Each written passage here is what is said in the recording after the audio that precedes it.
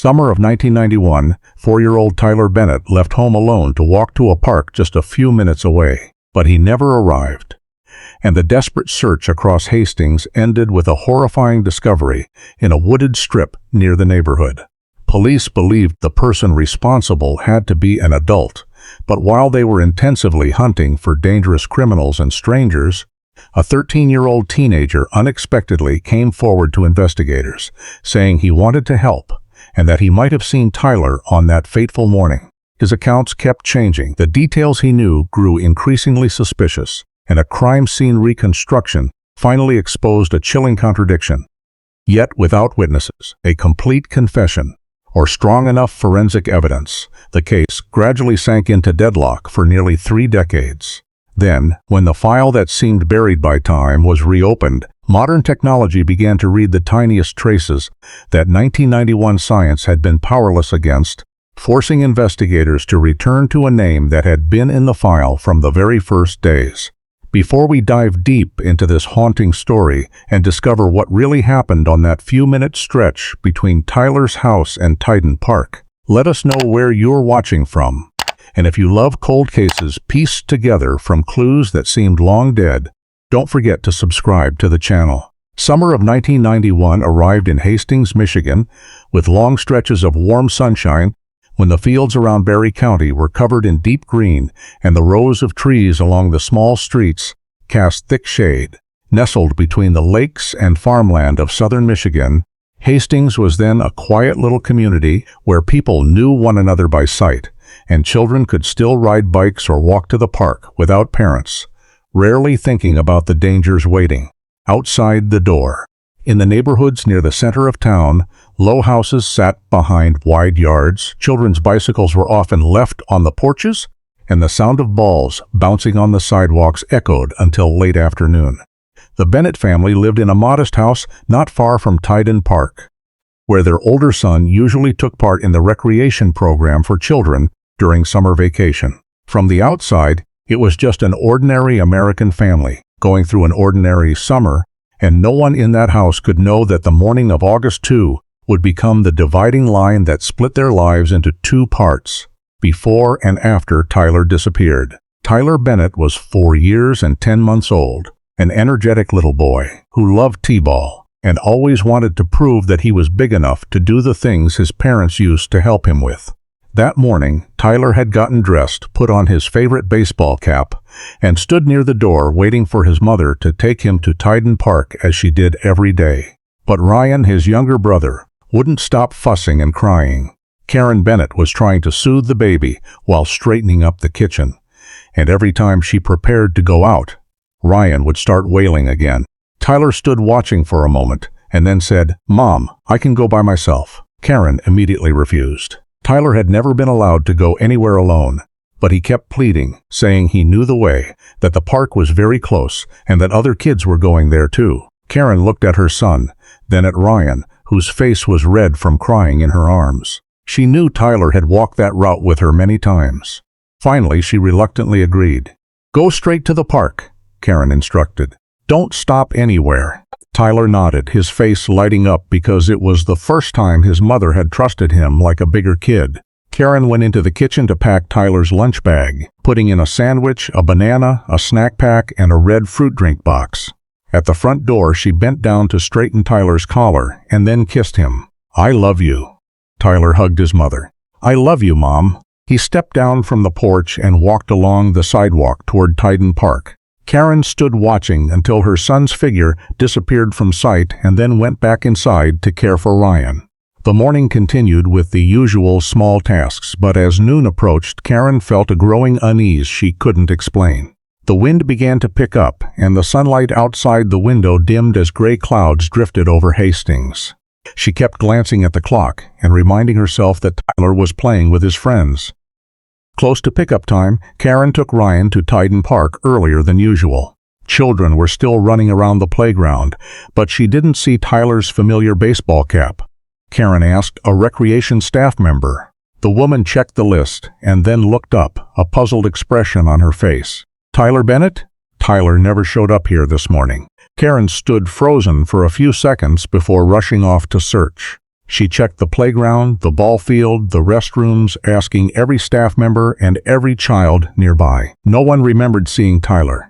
Karen ran back along the route toward home, calling her son's name over and over, looking into every yard, every path, and every roadside bush. There was no answer.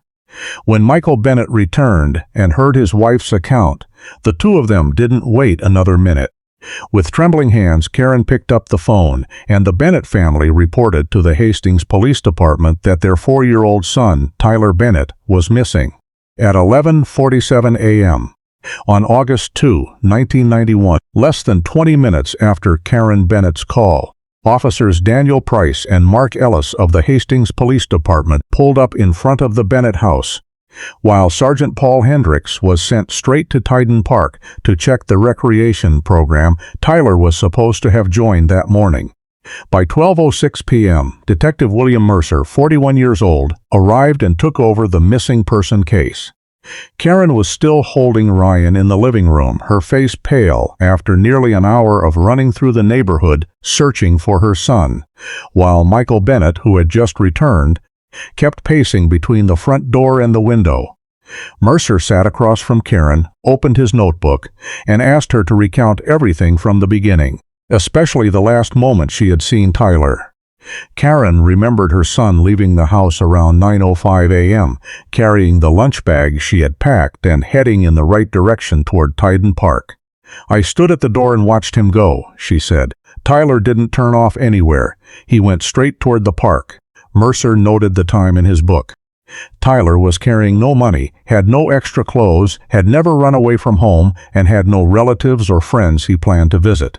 Michael confirmed that their son had walked the route to Tyden Park with his parents many times that summer. He knew the way, and that morning had been excited because it was the first time he was allowed to go alone. At 12:14 p.m., Sergeant Hendricks called in from Tyden Park after checking the attendance list with Nancy Cole, the recreation supervisor. The result immediately caught Mercer's attention.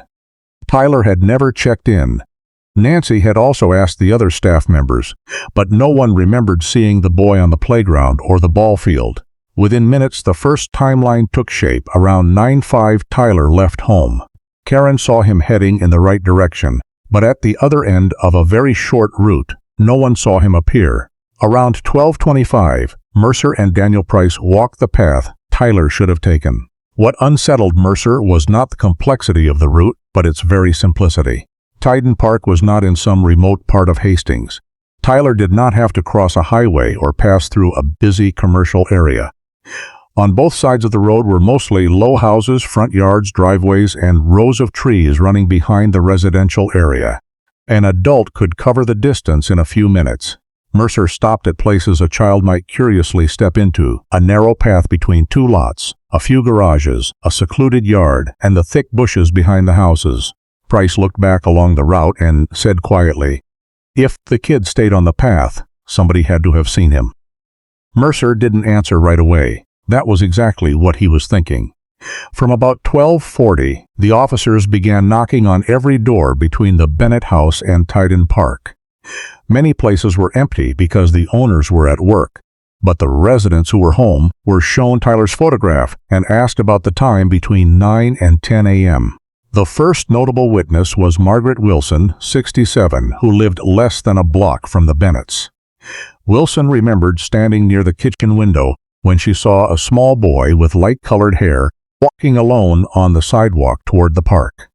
When Mercer showed her Tyler's photo, she looked at it for a long time and then said, "I can't be 100% sure, but I think that's the boy."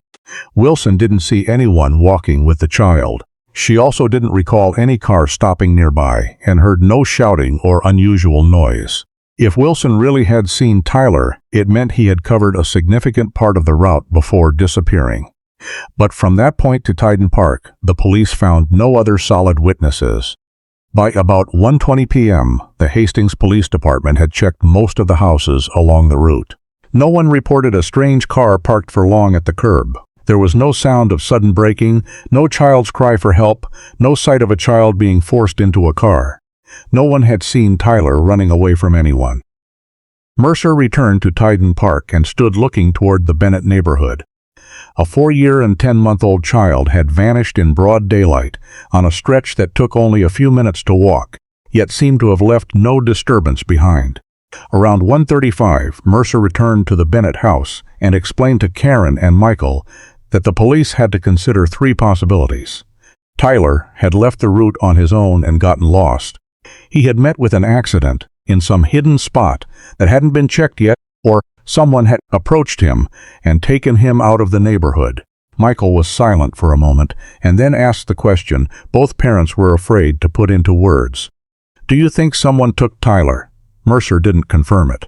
At that point, there were no witnesses, no suspicious vehicle, and no evidence proving a kidnapping. But after more than 4 hours, the possibility that Tyler was simply wandering somewhere was becoming hard to accept. Karen looked at Mercer and said only, "He knew the way." Tyler knew he had to get to the park. Near 2 p.m., the gray clouds began to cover Hastings. Mercer asked Sergeant Hendricks to set up a command post at Tyden Park and contact the Barry County Sheriff's Department, the Hastings Fire Department, and the Michigan State Police for assistance. Every garage, shed, drainage ditch, vacant lot, water's edge, and wooded strip behind the residential area had to be checked. When Hendricks asked about the scale of the mobilization, Mercer looked at his watch and answered briefly, "Everyone we can call. I want to find Tyler before dark." Less than an hour later, the first support vehicles began appearing around Tyden Park. Hastings residents were called to join the search, and the disappearance of a little boy on a stretch only a few minutes' walk from home had become a race against time. By 2:35 p.m. on August 2, 1991, Tyden Park no longer looked like the summer park Tyler Bennett had intended to reach that morning. Sergeant Paul Hendricks of the Hastings Police Department had a temporary command post set up near the recreation area, where folding tables were covered with street maps, notebooks, and lists of areas already checked. The Barry County Sheriff's Department sent additional personnel under the coordination of Deputy Sheriff Robert Collins, while the Michigan State Police were notified of a missing small child, with the possibility that the case was no longer simply one of a lost child. The Hastings Fire Department also mobilized firefighters for support, and as the news spread, residents began arriving at Tyden Park on their own. In less than an hour, the number of people involved had grown from a few officers to dozens of police, firefighters, and volunteers. Detective William Mercer insisted that no one go off on their own but must register at the command post, because he wanted every area marked after it was searched, so that dozens of people wouldn't check the same place while another area was missed. The map of Hastings was divided into small grids. The first group checked Tyden Park from the playground, the ball field, and the restrooms to the bushes behind the recreation area. Another group returned to the residential area between the Bennett house and the park, checking garages, sheds, under porches, and unlocked cars. Firefighters were assigned the drainage ditches and low-lying ground. Barry County deputies expanded toward the wooded strips and the area near the Thornapple River, where Mercer was especially concerned because a lost child might head toward water without recognizing the danger. Don't just look for a child who's standing or walking, Mercer reminded the leaders of each group. Check any place a 4-year-old could crawl into, fall into, or get stuck. Meanwhile, a search dog team was brought to the Bennett house. Karen gave the handler an item Tyler had used recently so the dog could take the scent. The dog was led from the area in front of the house in the direction Tyler had taken that morning. For a stretch, it moved along the route toward Tyden Park, giving Mercer and those following hope that they were tracing Tyler's exact final path. But when it reached an area with many paths, yards, and wooded strips, the dog's reaction became unstable. It circled back, pulled in one direction, and then lost the trail. The handler immediately warned that after many hours, with residents, children, and searchers moving all through the neighborhood, the scent trail could be contaminated. Mercer noted the location, but did not treat it as proof that Tyler had left the road at that point. Near 3:20, the local radio station began broadcasting a missing person announcement based on the description supplied by the Hastings Police Department. Tyler Bennett, 4 years and 10 months old, light-colored hair, small build, wearing summer clothes, last seen carrying a lunch bag when he left home to walk to Tyden Park. Residents were asked to check their backyards, sheds, and vehicles before calling the police if they noticed anything unusual. Phone calls began pouring into the command post. One woman said she had seen a child near a store late in the morning.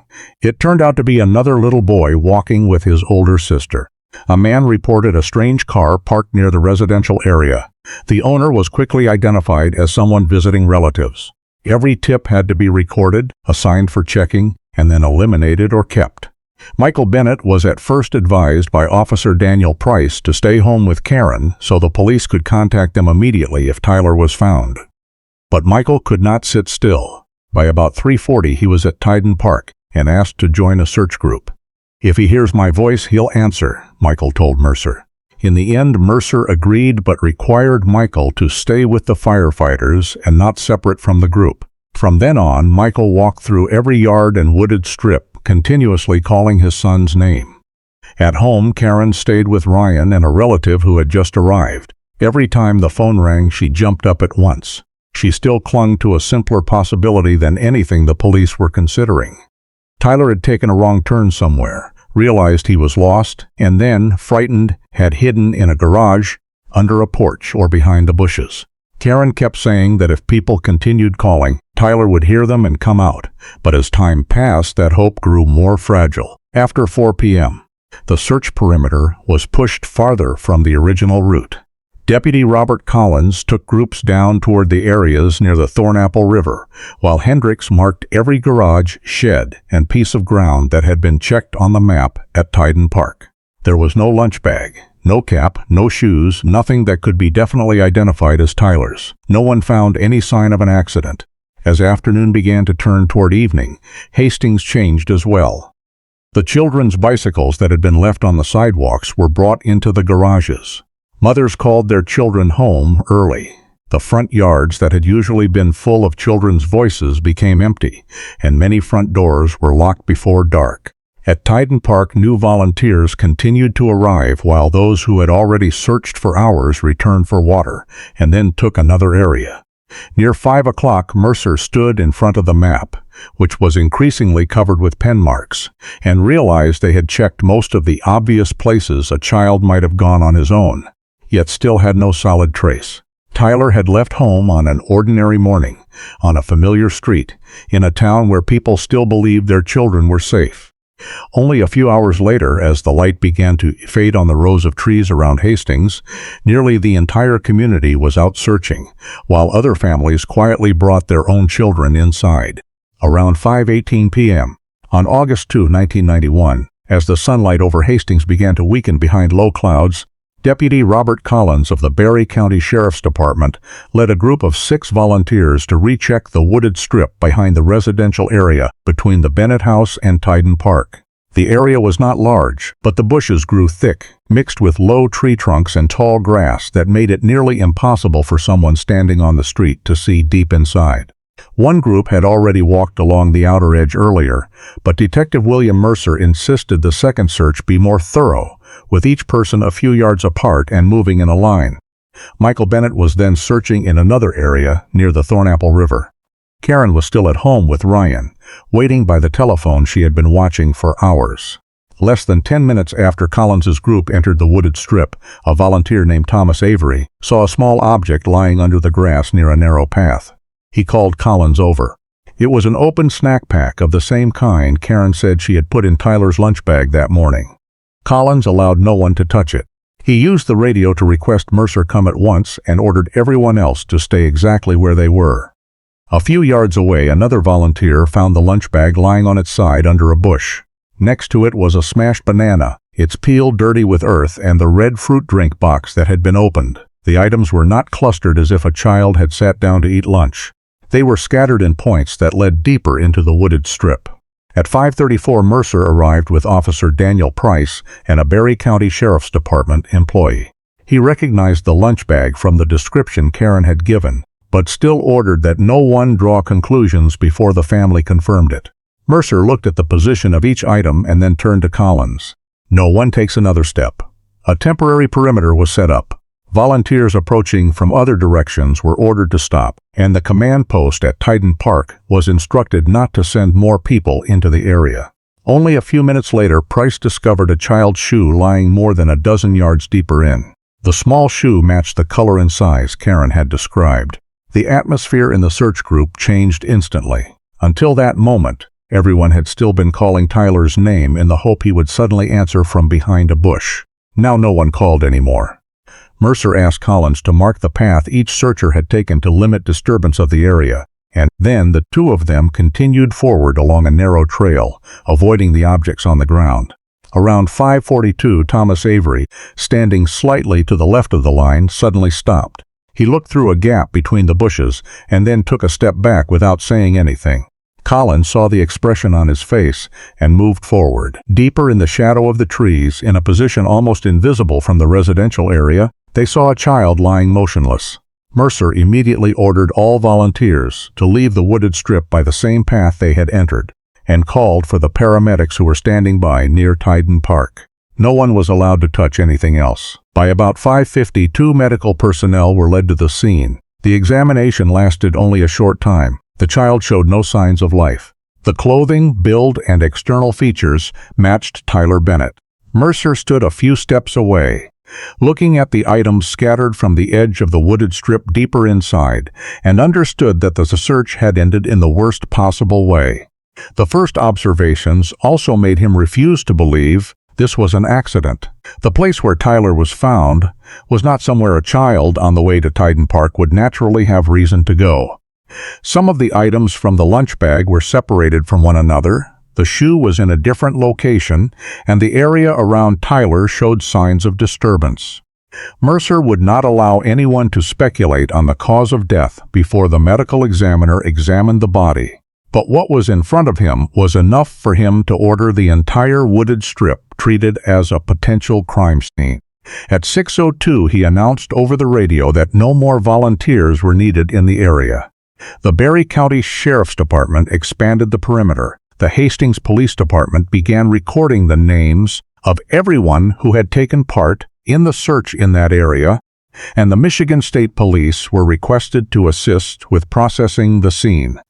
The searchers who had spent the entire afternoon hoping to find a lost little boy now stood in small groups outside the police tape, no one speaking loudly.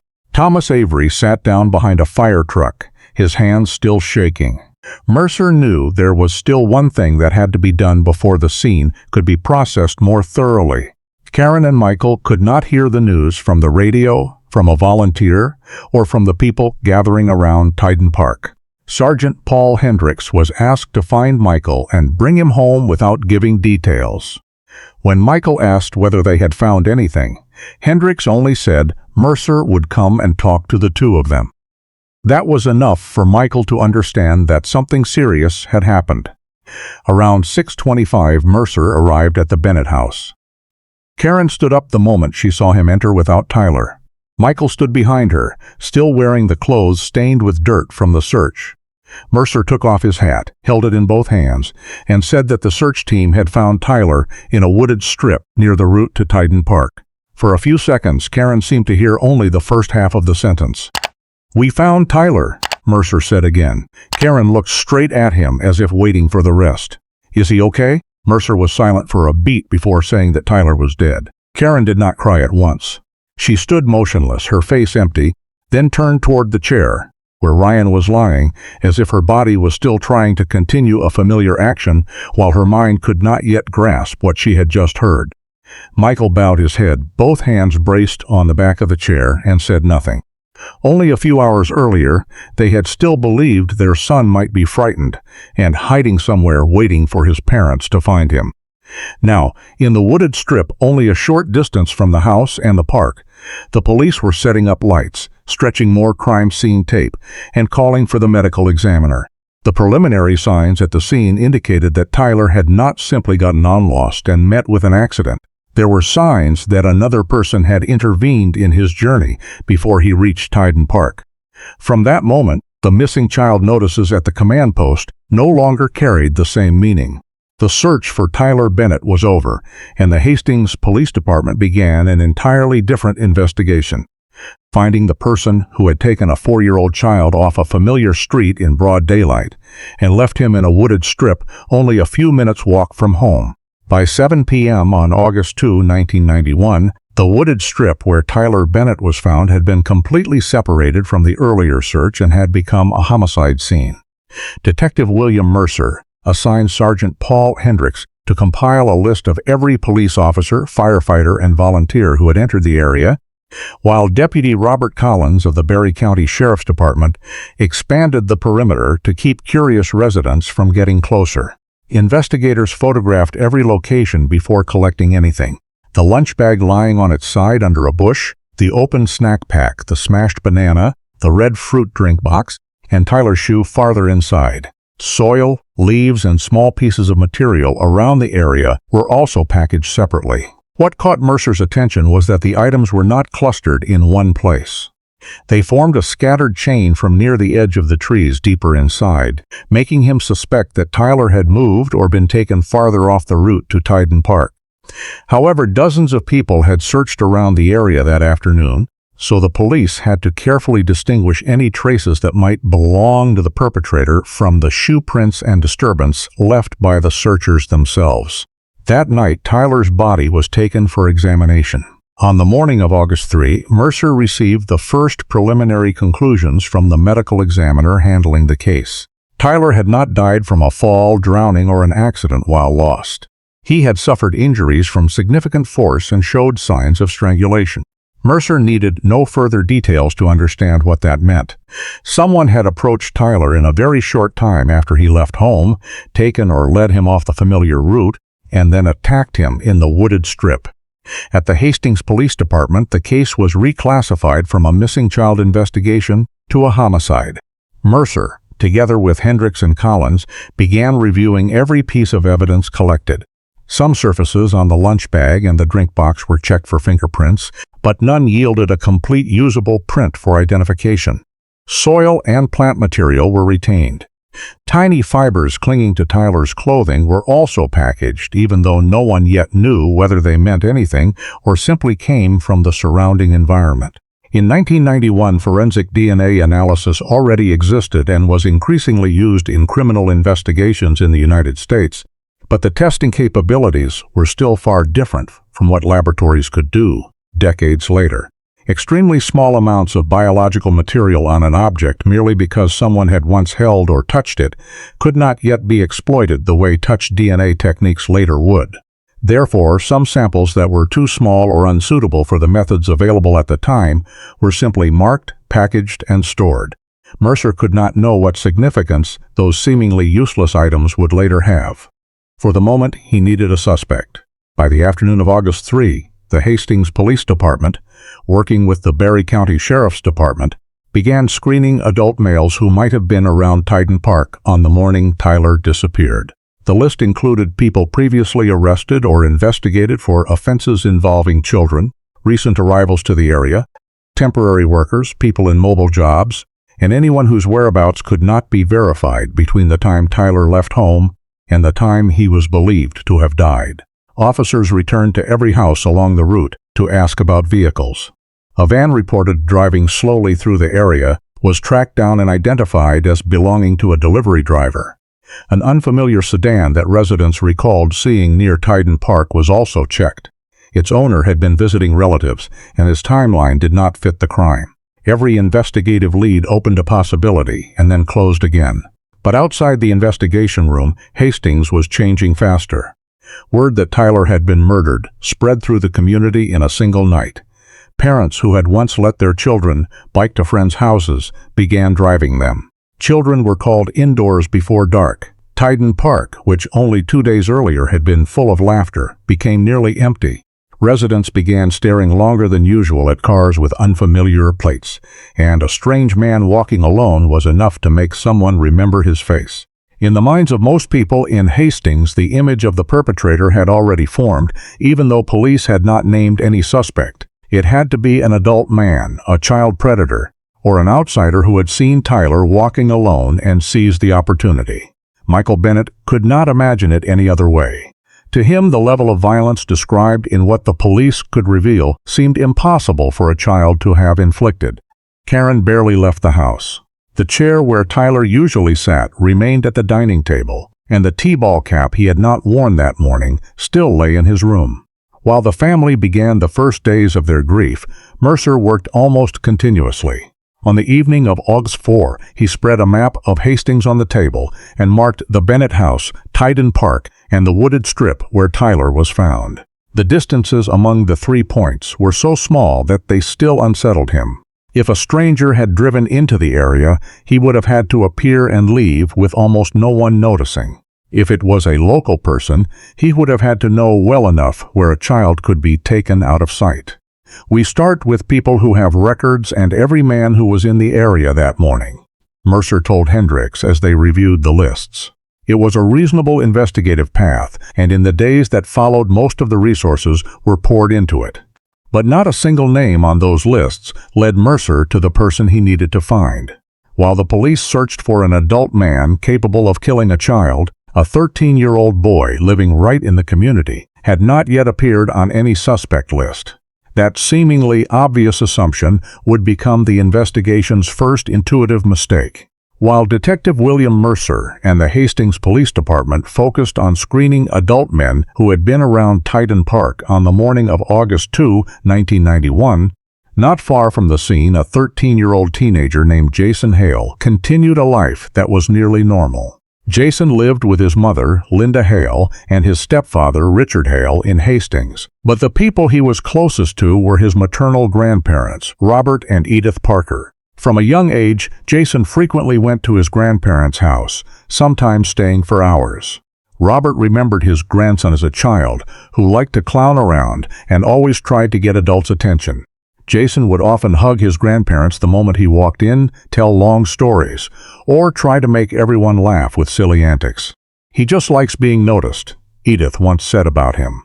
Within the family, Jason was regarded as a somewhat awkward and sensitive child, but not dangerous. At school, his life was completely different. His striking red hair, pale skin, and thick freckles made him a target for kids who liked to bully. He had also struggled with speech when he was younger and had received support at school. Jason's academic performance was not outstanding. He had repeated a grade and often felt he was slower than his classmates. Those differences quickly became reasons for others to mock him. At first, it was only nicknames about his hair and face. Later came insults about the way he talked and his ability to learn. There were days Jason came home with dirty clothes after being shoved or getting into fights. But when Linda asked about it, he usually did not want to talk. He would only say the other kids hated him, or that nobody wanted him around at school. When he entered his teenage years, the family began to notice changes in Jason.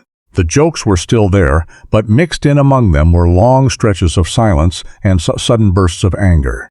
Once Edith saw her grandson sitting at the dining table, his hands clenched so tightly the knuckles turned white, simply because someone had mentioned a child who had mocked him.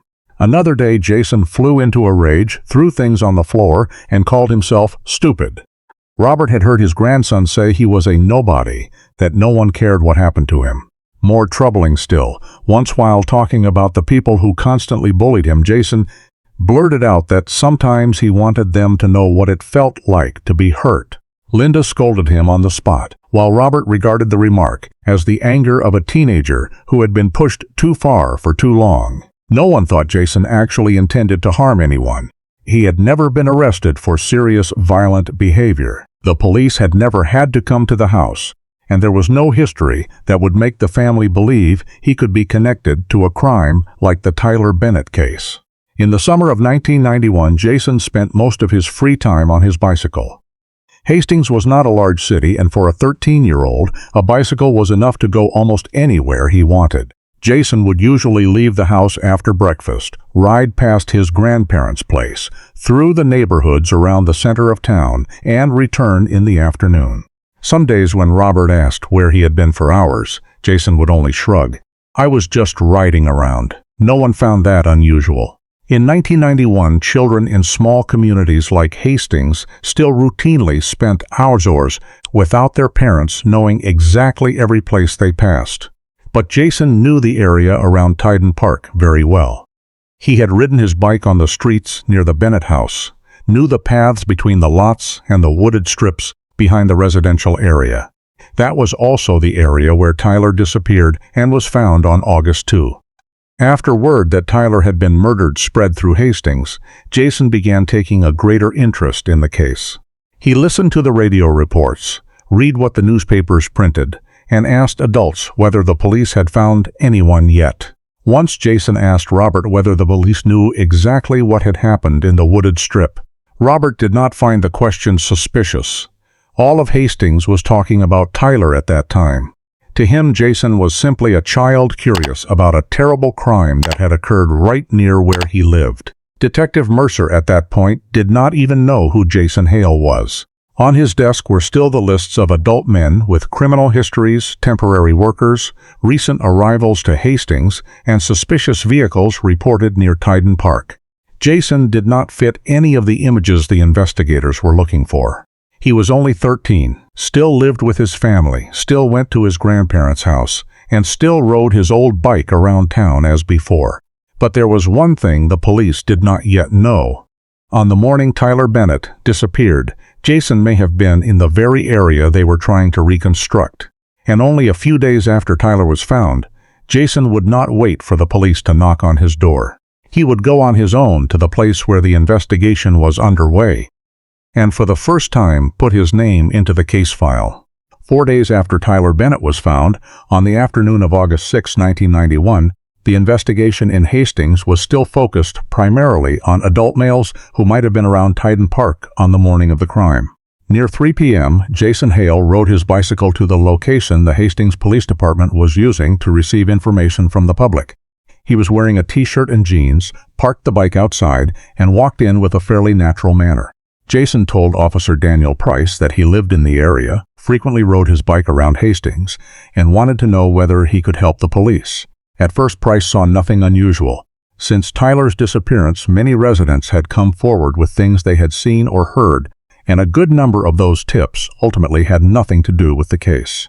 Jason was only 13, so he was regarded more as a curious teenager than as an important witness. Detective William Mercer was working in the next room at the time. When Price reported that a local boy said he often rode his bike near the area where Tyler disappeared, Mercer decided to spend a few minutes talking with him. The first thing that struck him was not anxiety, but almost the opposite. Jason seemed lively, talked a lot, and appeared to enjoy sitting with the investigators. He asked how many tips the police had received, how far the search teams had gone, and was curious about the things found in the wooded strip. Mercer did not answer questions related to evidence. He steered the conversation to the morning of August 2 and asked where Jason had been. Jason said he had ridden around Hastings as he did on many other days during summer vacation, passed a few streets, and then gone home. Mercer asked whether he had gone through the Tyden Park area. Jason thought for a moment and then said he might have been near there. When shown Tyler's photograph, Jason's initial reaction was quite definite. He said he did not remember seeing the child in the picture that morning. Mercer noted the answer and continued asking about the routes Jason usually rode. The conversation still resembled an ordinary witness interview. Jason described the familiar streets, the places he usually turned, and an empty lot he sometimes rode past. But after nearly 20 minutes, just as Mercer was preparing to wrap up, Jason suddenly returned to the subject of Tyler. He said he might have been mistaken. Perhaps on the morning of August 2, he really had seen a child who looked like Tyler near an empty lot, not far from the route leading to Tyden Park. That change made Mercer look up from his notebook. He did not react strongly. He simply asked Jason to start over from the beginning. This time, Jason said that while he was riding, he saw a small boy walking alone. He was not sure whether he had paid attention to the face at the time, but after seeing Tyler's photo in the news, he thought that child might have been Tyler. Mercer asked what Jason remembered about the boy. Jason began describing the build and the clothes. Some of the information had already been broadcast on the radio, so there was nothing special about it. But then Jason mentioned the lunch bag Tyler was carrying. Officer Price, sitting at the end of the table, glanced at Mercer. The fact that Tyler had left home with his lunch had become known to some people in the community, so the detail itself did not prove anything. But the degree to which Jason claimed to have observed a child whom only minutes earlier he had insisted he did not remember seeing began to make the story hard to understand.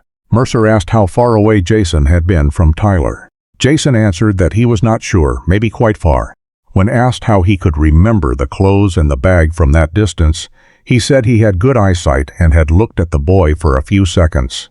Jason still showed no fear. On the contrary, every time Mercer asked another question, he seemed more interested in the conversation. He wanted to know whether what he was saying was important and kept watching the reactions of the two men in front of him. Mercer did not let Jason know what he was thinking. He asked the boy to point on the map to the place where he thought he had seen Tyler. Jason bent over, traced a street with his finger, and then pointed to an area near the empty lot not far from the wooded strip where the body was found. For the first time since he walked in, the atmosphere in the room changed. If Jason's account was true, he could be one of the last people to have seen Tyler alive. But that same statement also placed Jason near the area where the crime occurred during the time period the police were trying to narrow. Mercer asked again about the time. Jason could not give an exact mark. He only said it was in the morning, and before he continued writing to another area. Mercer did not press further. Jason was a 13-year-old voluntarily providing information, and at that point the police still had no basis to regard him as a suspect. Nevertheless, the changes in his account made Mercer no longer treat this as a random conversation. When Jason was preparing to leave, Mercer asked him to leave his address, the family telephone number, and his parents' names so investigators could contact him if further clarification was needed. Jason agreed, and before walking out the door, he even asked whether the police wanted him to come back. Mercer said they would be in touch. After Jason's bicycle disappeared from the parking area, Officer Price reiterated the point that bothered him most. A boy who at first said he had not seen Tyler, yet less than half an hour later remembered the clothes, the lunch bag, and a relatively specific location. Mercer did not yet conclude that Jason was lying. Children can change their answers because of stress, because they want to help, or simply because they want adult attention. But he also did not want to overlook a witness who had just placed himself near the scene. That afternoon, the name Jason Hale, age 13, was entered into the Tyler Bennett investigation file for the first time, and what had previously been only a conversation with a curious teenager began to be treated as a statement that needed careful verification. On the morning of August 7, 1991, Detective William Mercer placed the record of the conversation with Jason Hale beside the reports already prepared since the day Tyler Bennett disappeared. What he wanted to determine first was very simple: what Jason had actually seen on the morning of August 2, and how much of the boy's story came only from information circulating throughout Hastings. Over the past 5 days, Tyler's name had appeared continuously on the radio and in the local papers.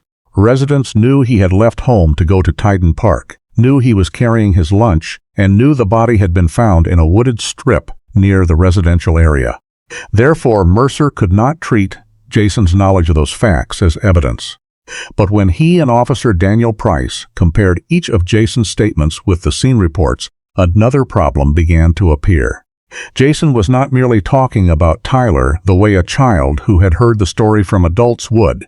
He described the location, the direction of movement, and certain features of the lunch bag with a level of specificity that was hard to reconcile with his initial claim that he had only briefly seen Tyler from a distance. Mercer decided to speak with Jason again. That afternoon, Linda Hale brought her son to the Hastings Police Department. Jason still walked in looking fairly relaxed, but this time Mercer did not ask about the case right away. He asked the boy to recount the entire morning of August 2 in order, beginning from the moment he left home. Jason said he had ridden around Hastings, passed several neighborhoods, and then gotten near Tyden Park. When Mercer asked about Tyler, the boy repeated that he had only seen a child from a distance, and at the time did not know who it was. Mercer let Jason finish before asking the next questions. After a few minutes, the story began to change. Jason said he had actually looked at the child long enough to see the lunch bag. He even remembered Tyler holding or carrying it while walking. Mercer asked about the distance between them. Jason looked down at the table, thought, and then gave an estimated number, only to correct himself afterward that it might have been farther. Price noted the change without interrupting. When Mercer asked where Jason had been standing, the boy pointed on the map to a spot near the empty lot he had mentioned the day before. According to this account, Jason was still fairly far from Tyler.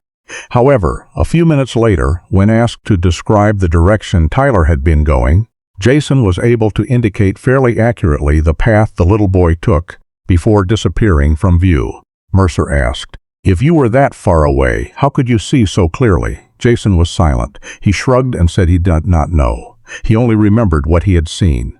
Mercer shifted to the lunch bag. Jason described it once more, and then mentioned that Tyler had food inside. This detail caught Price's attention.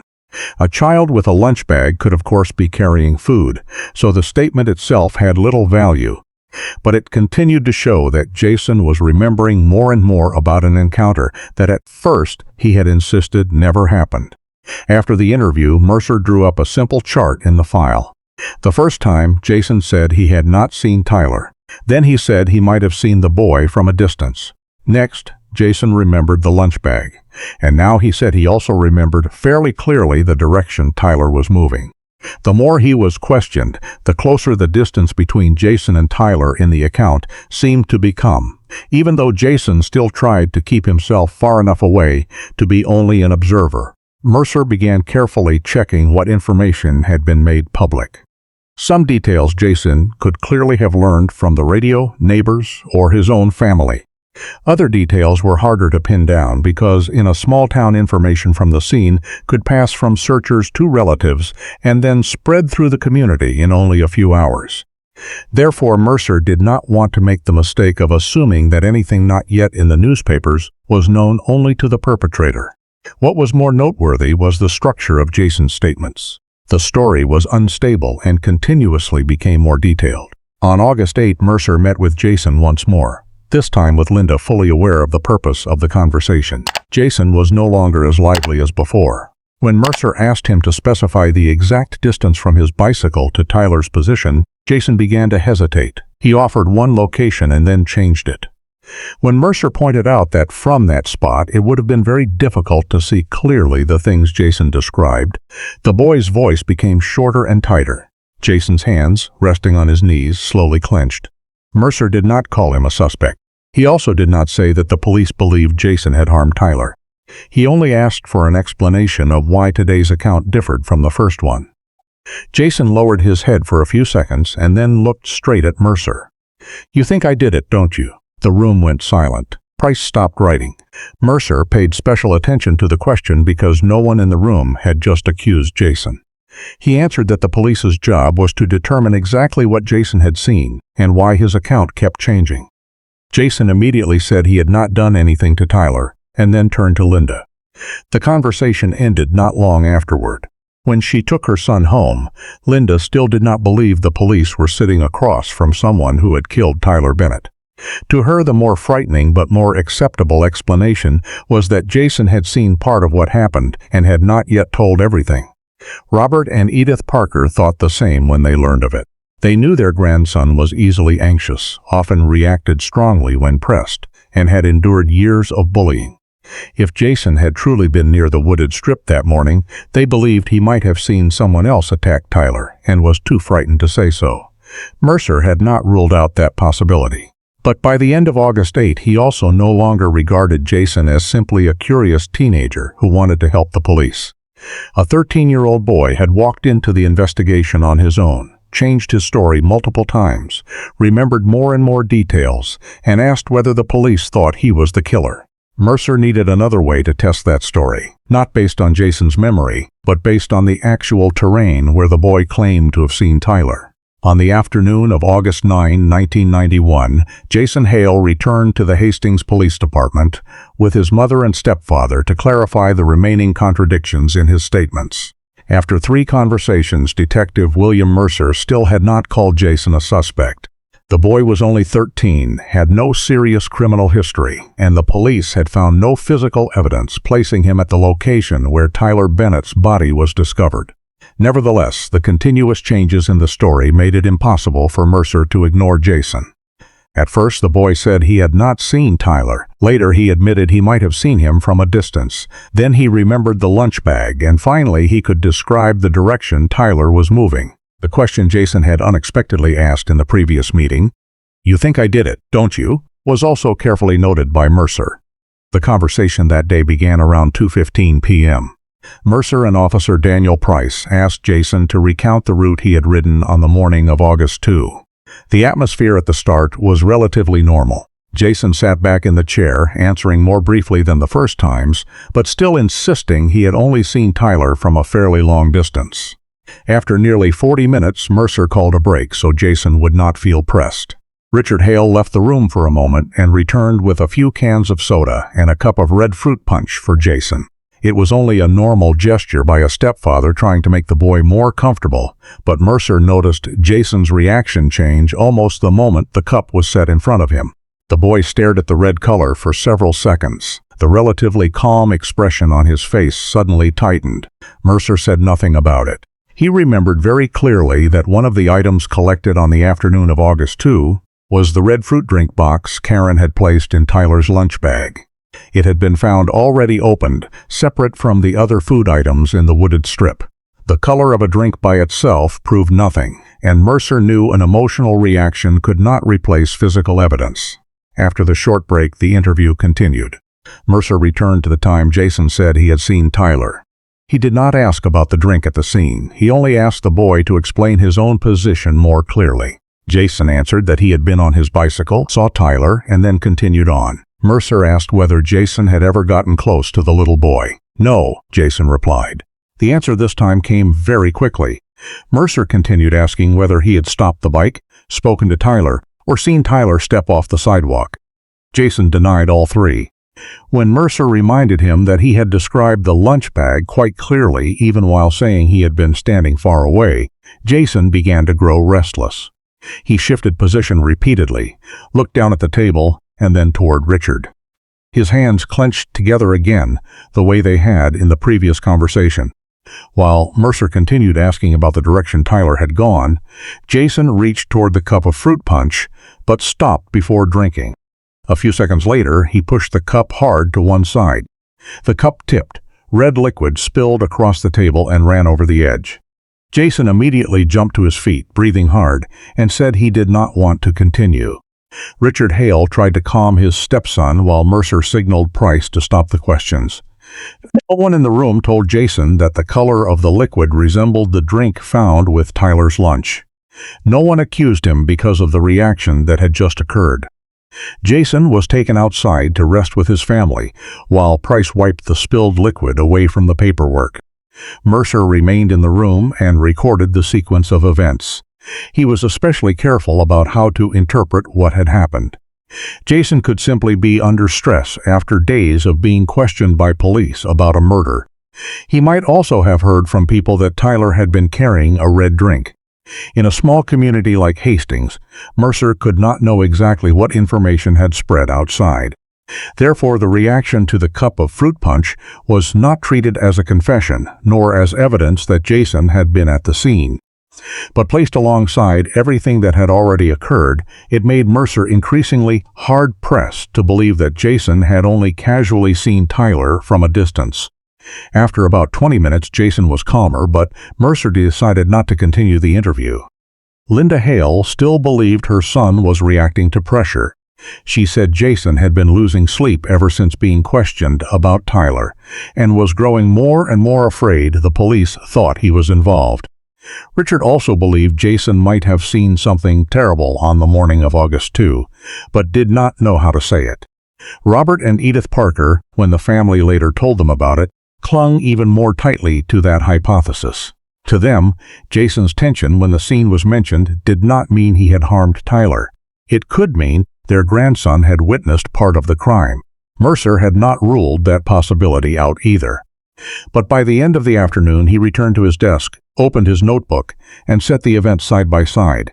Jason had come to the police on his own, at first denied seeing Tyler, then continuously added details, placed himself near the area where the crime occurred, asked whether the investigators thought he was the killer, and now reacted strongly in a situation that accidentally evoked an item found beside Tyler.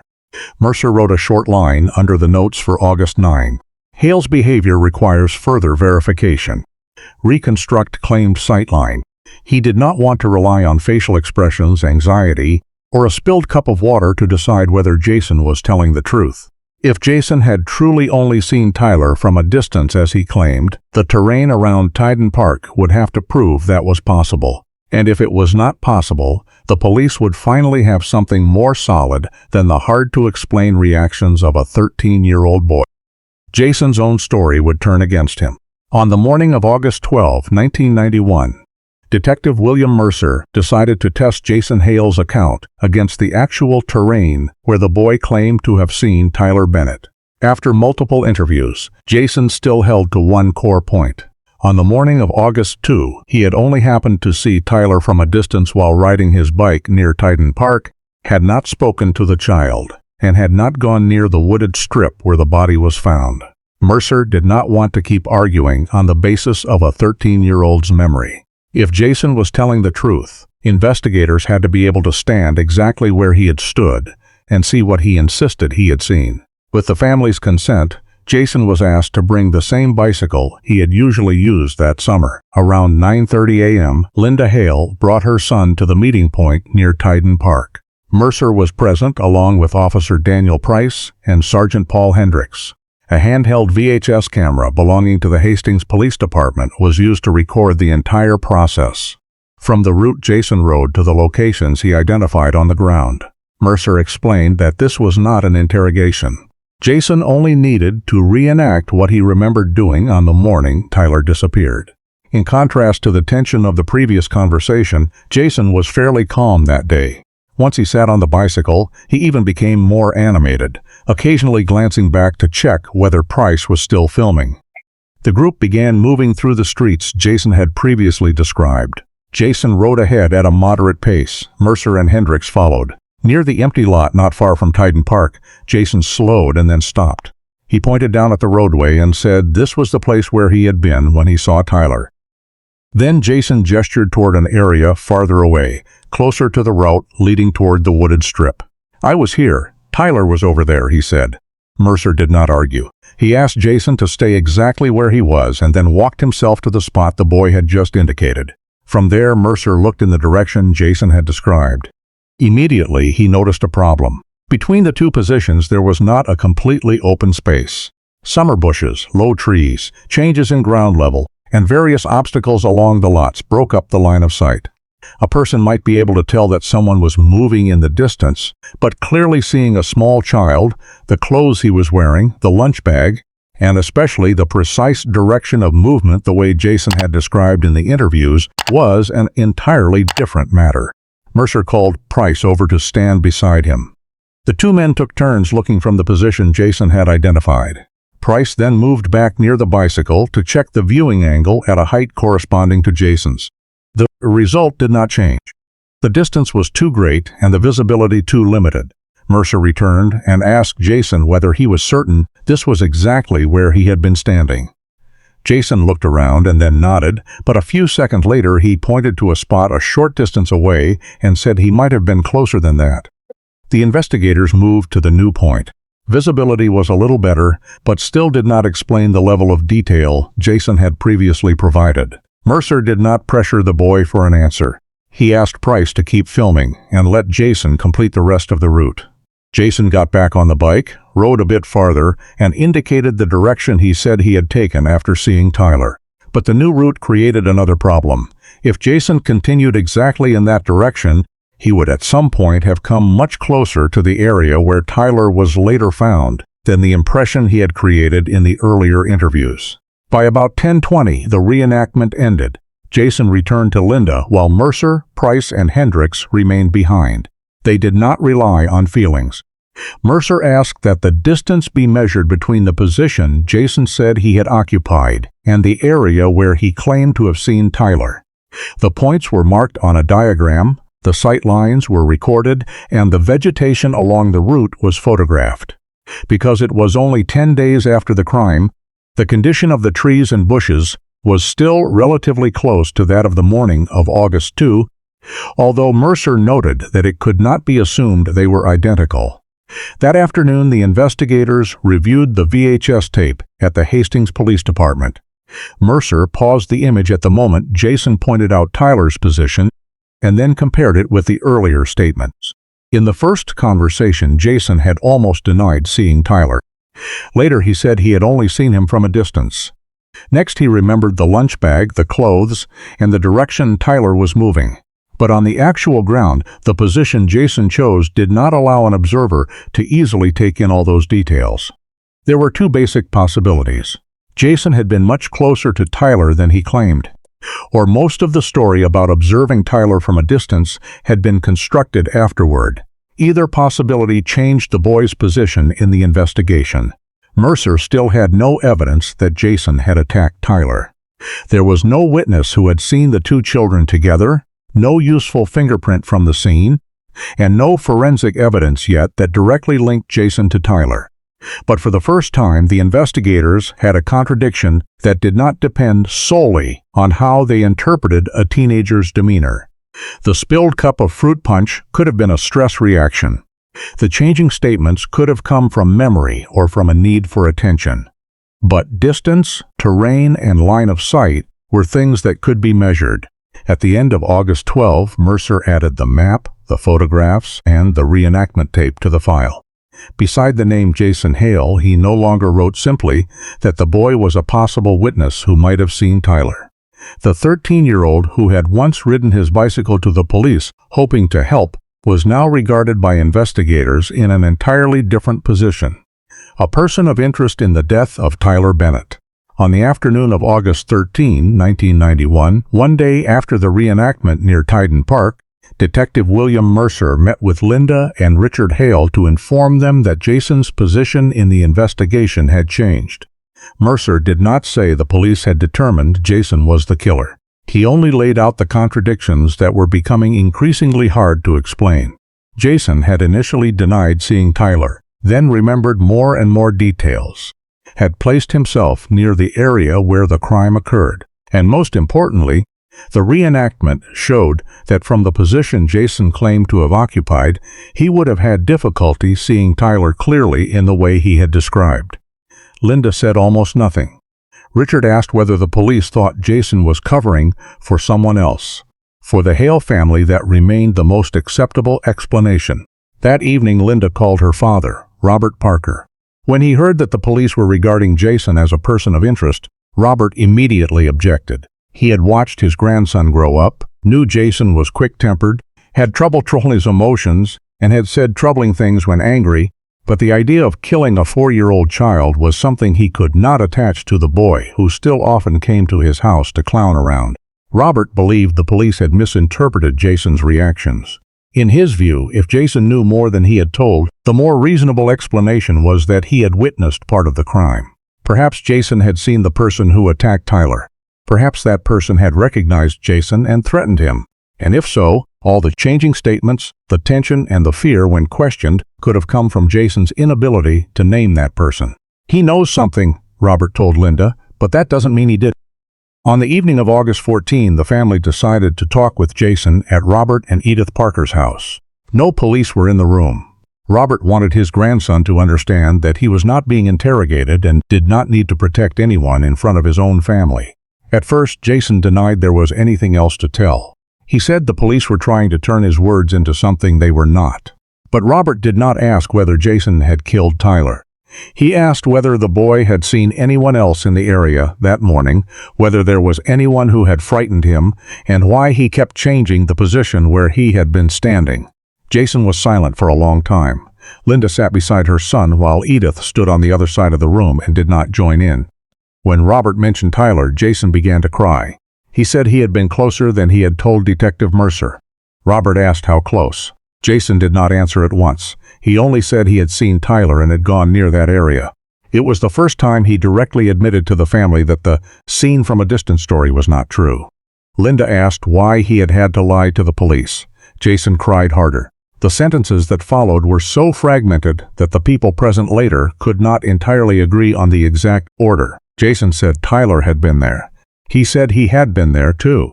Then, while Robert continued asking what had happened, Jason said very quietly, "I heard him." The room fell silent at once.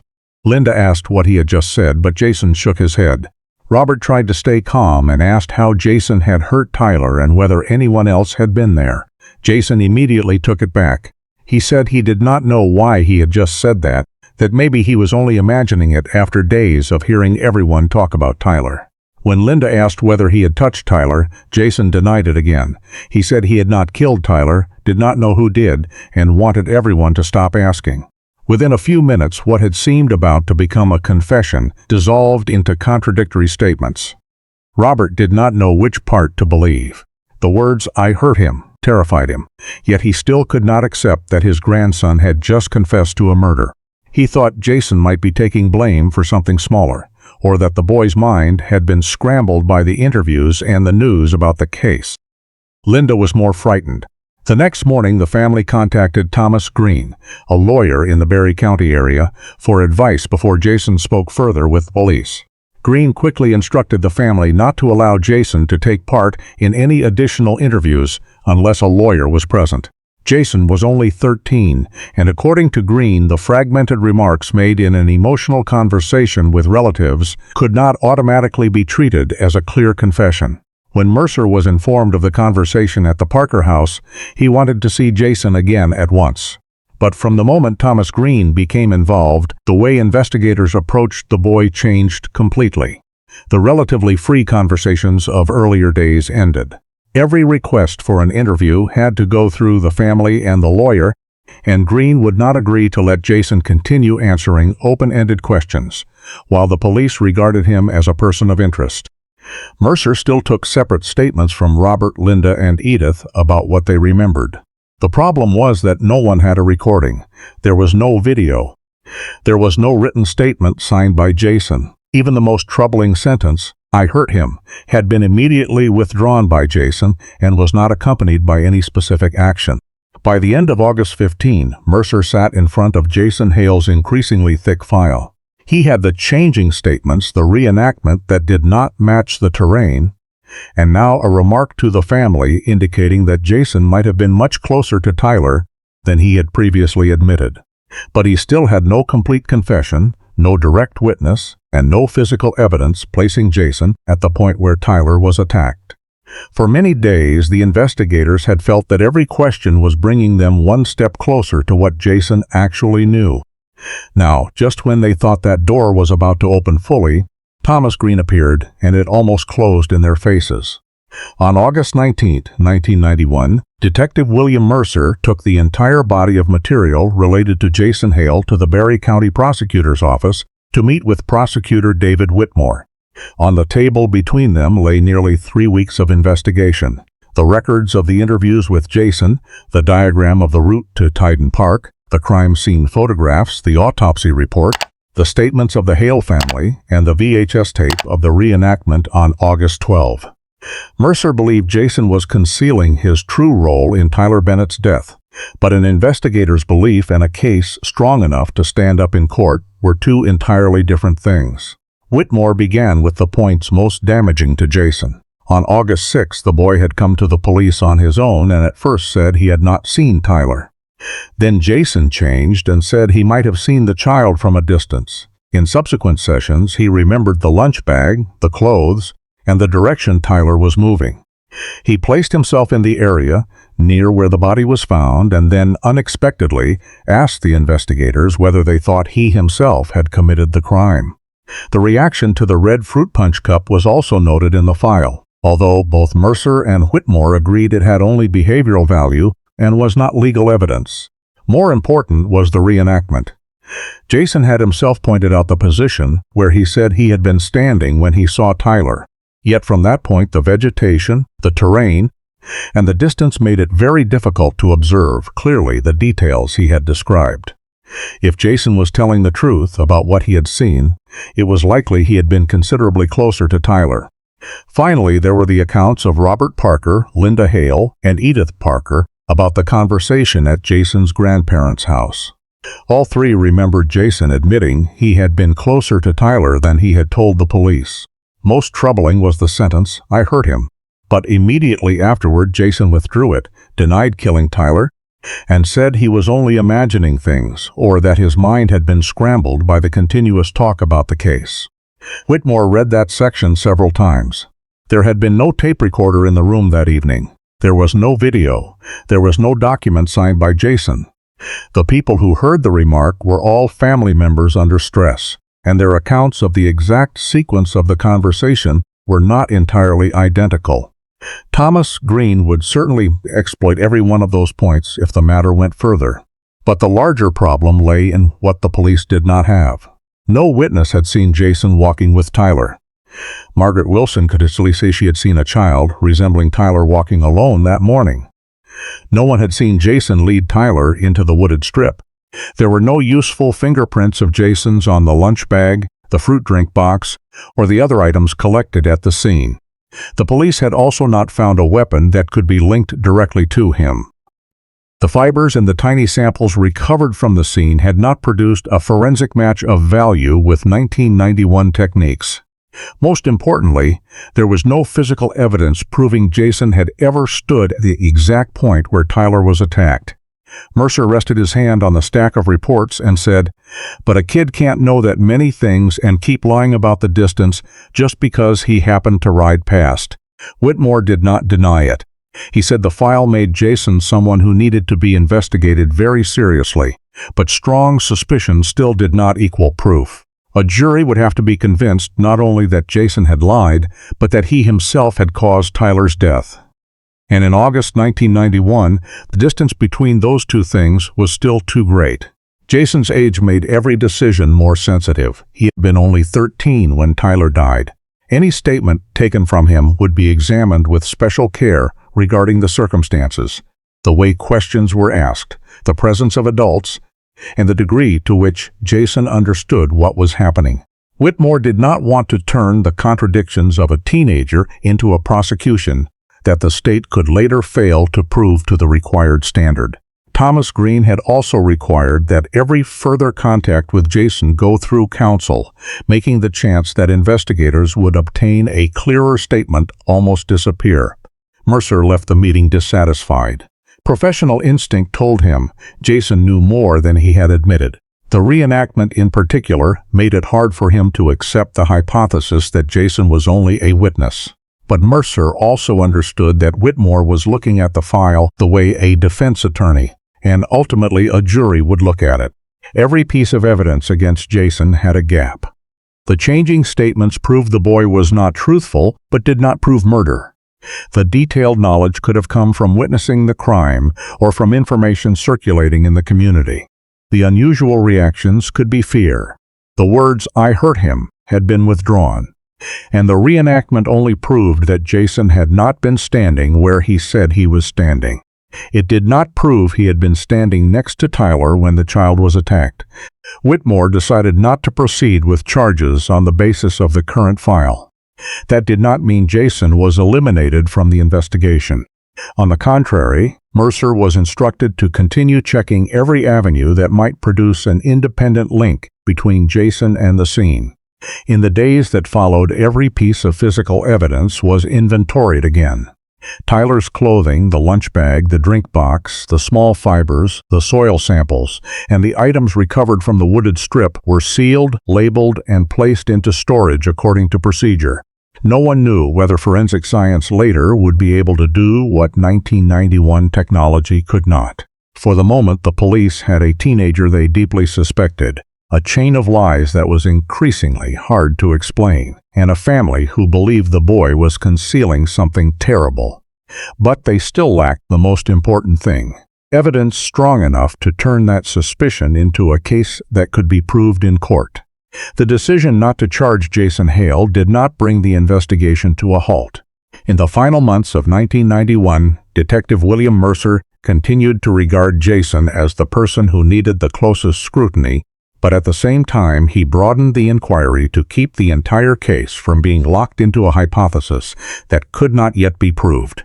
Working with the Barry County Sheriff's Department, the investigators reviewed the clothing the family confirmed Jason had usually worn in early August, examined the bicycle he had used in the reenactment, and compared what they recovered with the evidence from the wooded strip.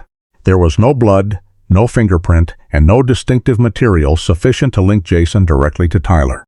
The bicycle yielded no breakthrough either. Thomas Green continued to represent the Hale family and required that every request to interview Jason go through him, leaving Mercer almost no ability to ask the direct questions he had asked before. Instead, the investigators turned to the people around Jason. Some classmates confirmed that he was often bullied, had been in fights, and had angry outbursts, but no one remembered Jason saying before August 2 that he wanted to harm Tyler Bennett. The children who knew Jason also could not pin down exactly where he had been during the entire morning Tyler disappeared. Linda and Richard Hale continued to cooperate within the limits their lawyer allowed, but they provided no new physical evidence. Robert Parker still held to the view that his grandson had seen something and was too frightened to say it. Meanwhile, Mercer could not ignore the possibility that the real perpetrator was an adult, as the original hypothesis had held. From the fall of 1991 into early 1992, the Hastings Police Department and the Barry County Sheriff's Department continued checking people with histories of violence or offenses involving children in the area. Several temporary workers who had been employed near Hastings were tracked down. People who had left Barry County right after the crime were also examined. One man who had been seen near Tyden Park was interviewed, but employment records showed he had been elsewhere at the time Tyler disappeared. Another suspect with a history involving children was eliminated after investigators verified his schedule through multiple witnesses. Calls from outside Hastings also kept coming in. In November 1991, a woman in Grand Rapids reported that she remembered seeing a little boy resembling Tyler with a man at a gas station on the day of the crime. Mercer and Officer Daniel Price checked the statement, but the time she gave was after Tyler had already been found. Early in 1992, an anonymous caller claimed to know of a van that had taken Tyler out of the neighborhood. The vehicle was tracked down but had no connection to the Bennett family or the scene. Sightings of that kind consumed dozens of investigative hours and were successively eliminated. More troubling were the false confessions. In April 1992, a man being held on an unrelated matter in western Michigan told police that he himself had killed Tyler. When Mercer interviewed him, the man did not know that Tyler had been carrying a lunch bag, could not correctly identify the area where the body was found, and described a cause of death different from the autopsy findings. The confession was quickly discarded. A similar case appeared a few months later. Each time, Karen and Michael Bennett had to endure another cycle of hope followed by disappointment when the police informed them that the person just checked was not the answer they were waiting for. Through all those investigative avenues, Mercer still frequently returned to Jason. The VHS tape from August 12 was reviewed many times. He placed the reenactment diagram beside the interview records and paid particular attention to the difference between the position Jason claimed to have occupied and the details he said he had seen. In a supplemental report early in 1992, Mercer wrote a short note, "Jason Hale cannot be eliminated." But the inability to eliminate someone from the list of persons of interest did not mean that person could be arrested. There was no new confession, no eyewitness appeared, there was no weapon. The small sample stored from the scene remained beyond the meaningful analytical capacity of the techniques of the time. By the summer of 1992, 1 year after Tyler's death, the case was still open, but the number of investigators working on it full-time had decreased. Sergeant Paul Hendricks returned to most of his regular duties. The Barry County Sheriff's Department provided support only when a new lead appeared. Mercer continued to take each call, check each name, and update the file, but the intervals between leads grew longer. Into 1993, the Hastings Police Department had to shift personnel to new cases. There was no specific day on which anyone closed the Tyler file and declared the investigation a failure. It simply slowed bit by bit. The daily meetings became weekly, then occurred only when a new tip appeared. The evidence boxes were kept in storage. The maps were folded.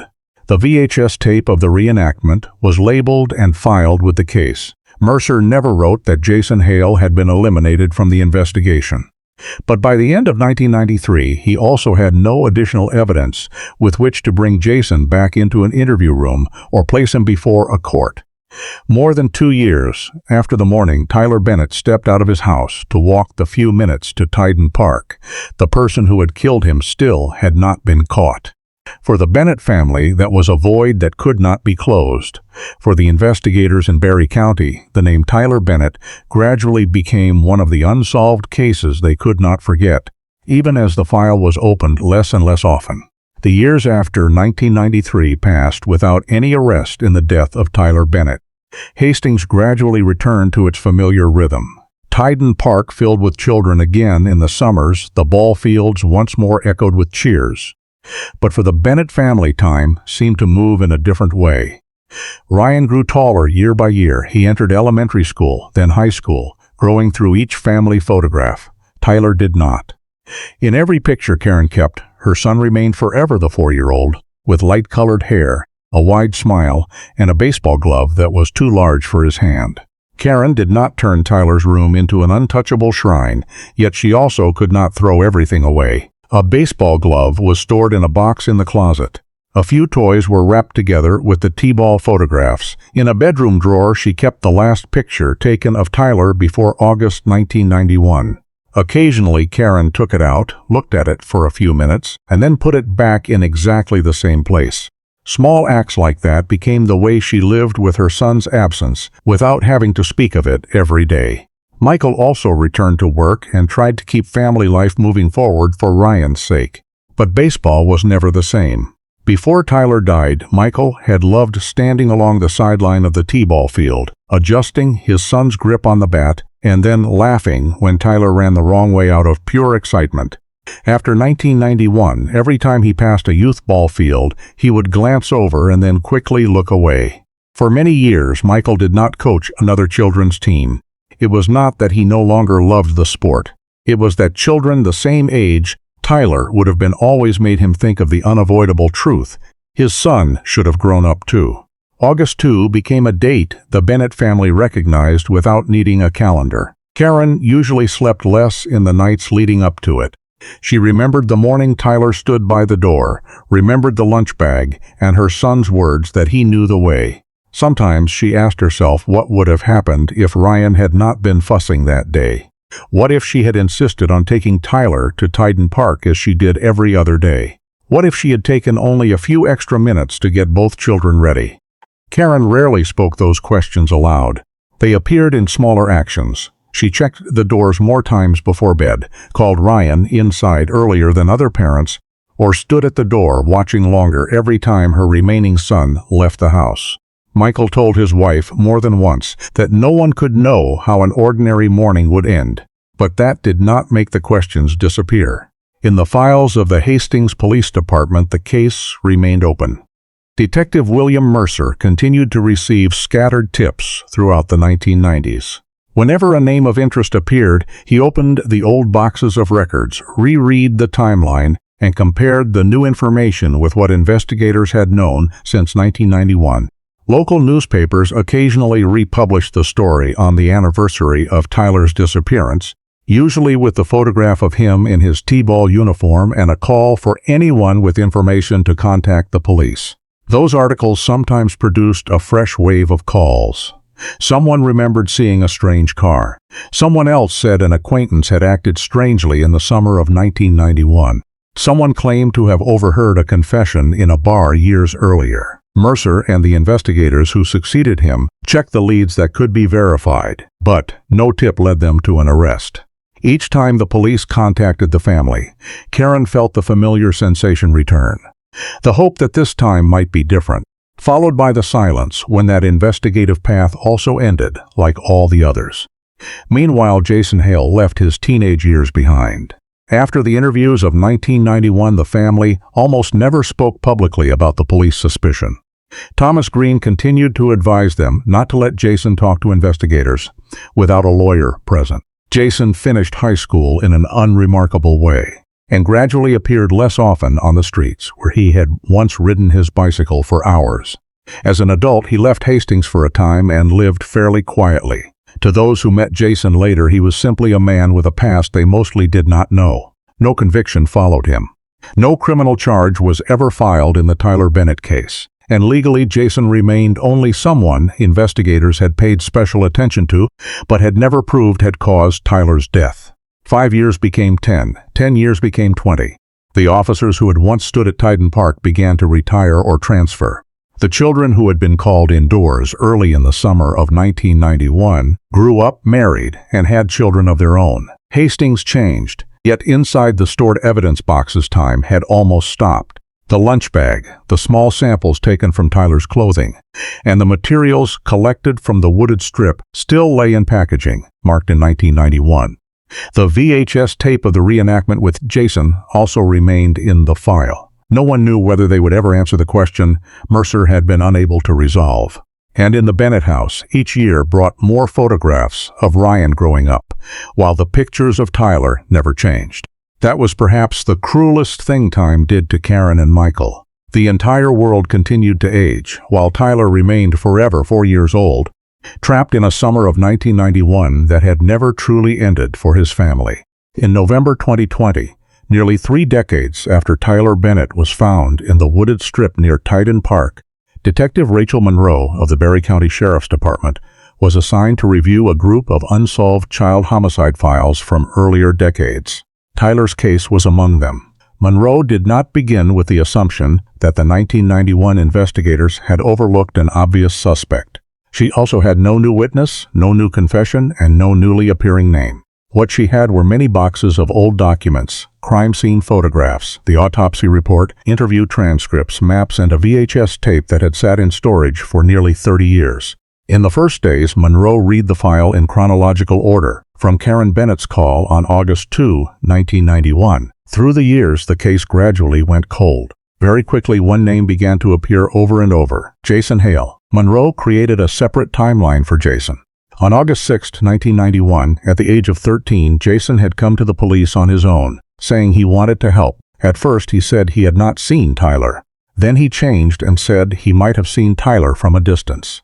Through the subsequent conversations, Jason's memory grew increasingly detailed. The clothes Tyler was wearing, the lunch bag, and the direction the little boy was moving. Finally, Jason placed himself in an area very near where Tyler was found. Monroe did not treat any single detail as decisive evidence. A teenager can change his story. Information about the lunch bag could have circulated in a small community. Anxiety in an interview room does not prove guilt. But when those elements were placed side by side, she recognized exactly the problem that had kept Detective William Mercer from eliminating Jason from the file. The more Jason talked, the closer the distance between him and Tyler in the account became.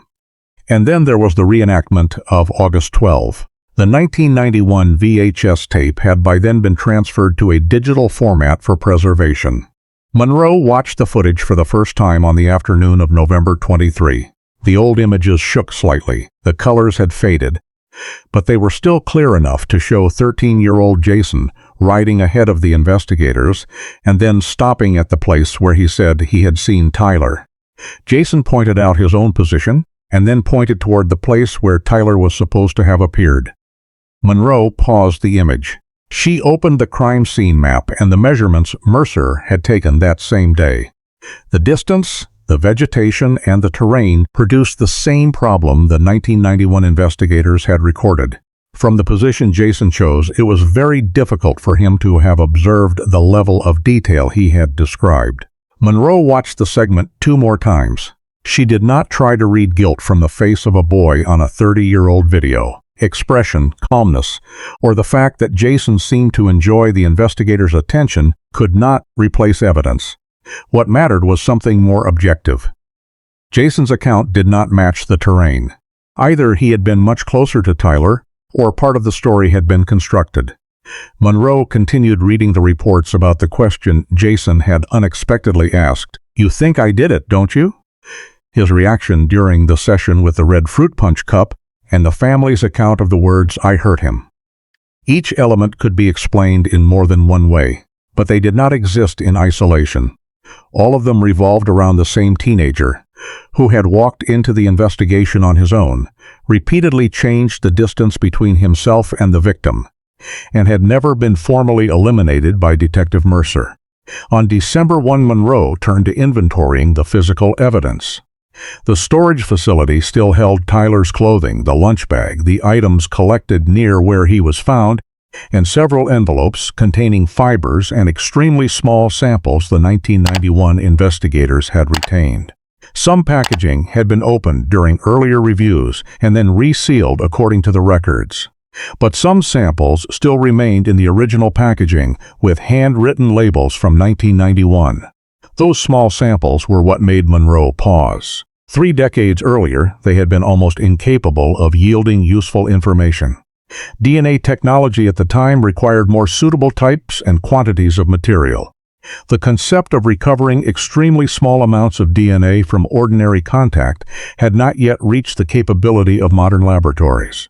Monroe contacted the Michigan State Police Forensic Science Division and sent a list of the evidence so specialists could reassess it before any decision to test. She specifically asked them to look not only at samples that had previously been tested, but also at items that had been set aside, because the amount of material was too small in 1991.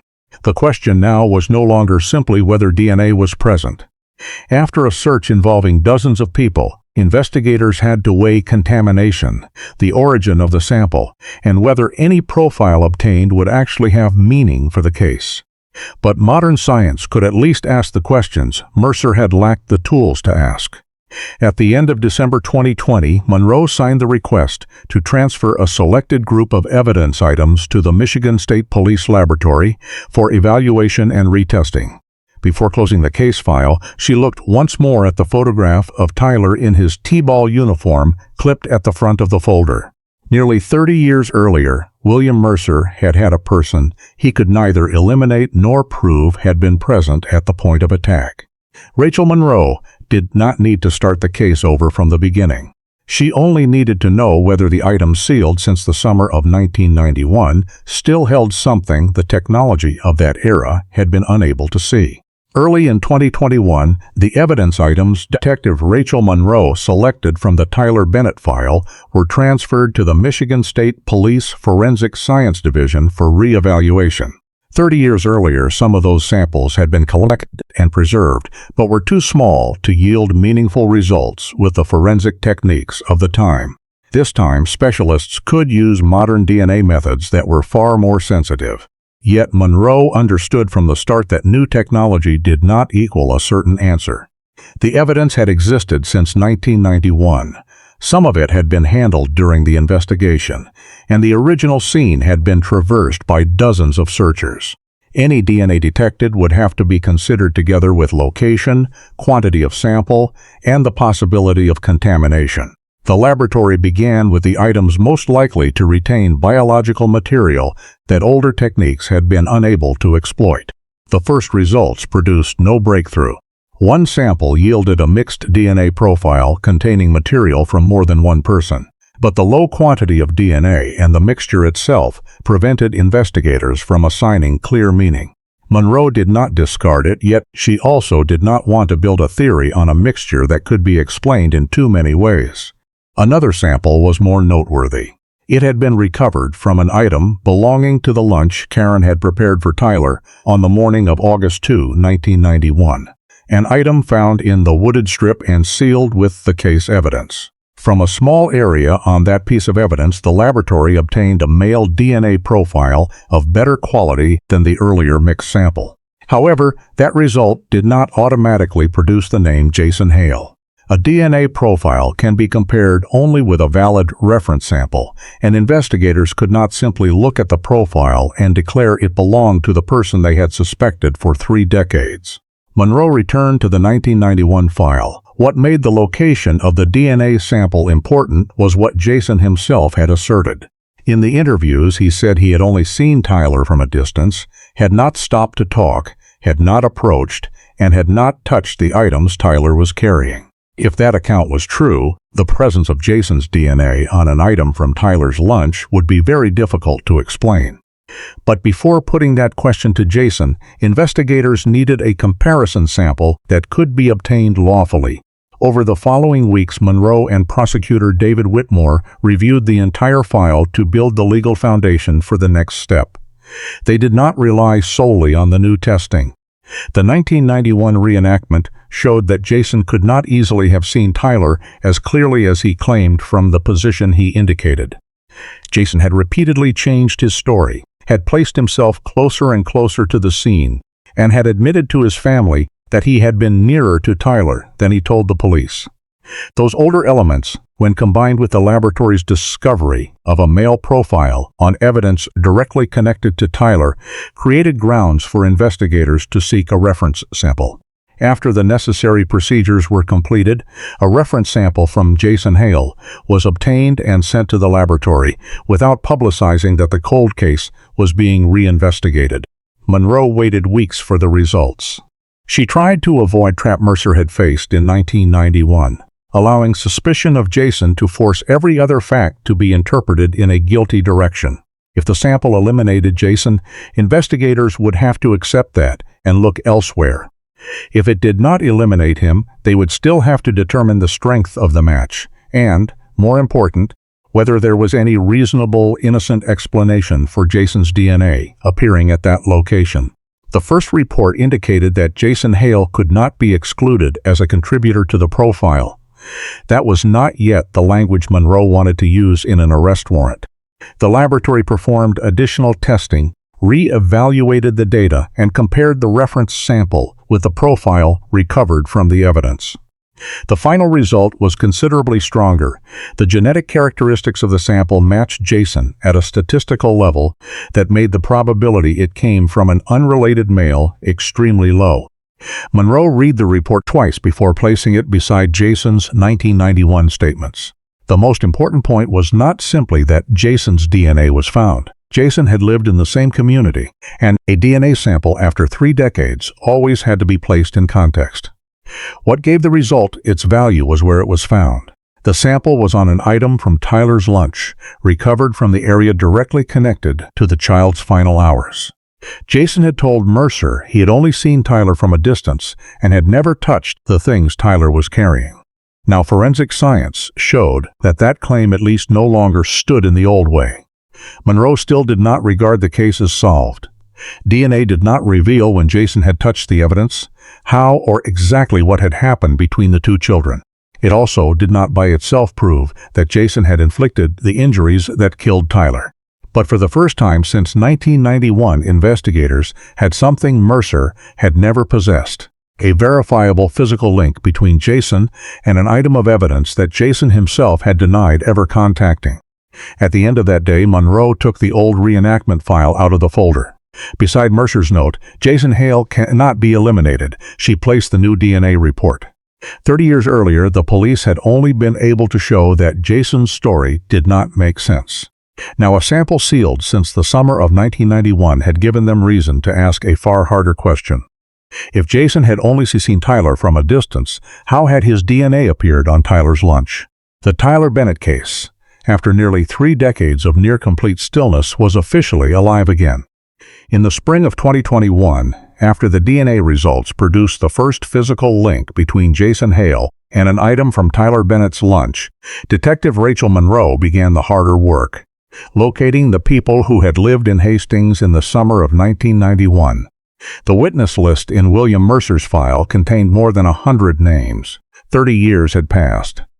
Some people had died, some had left Michigan long ago, and among those who were found, not everyone still remembered enough to be useful.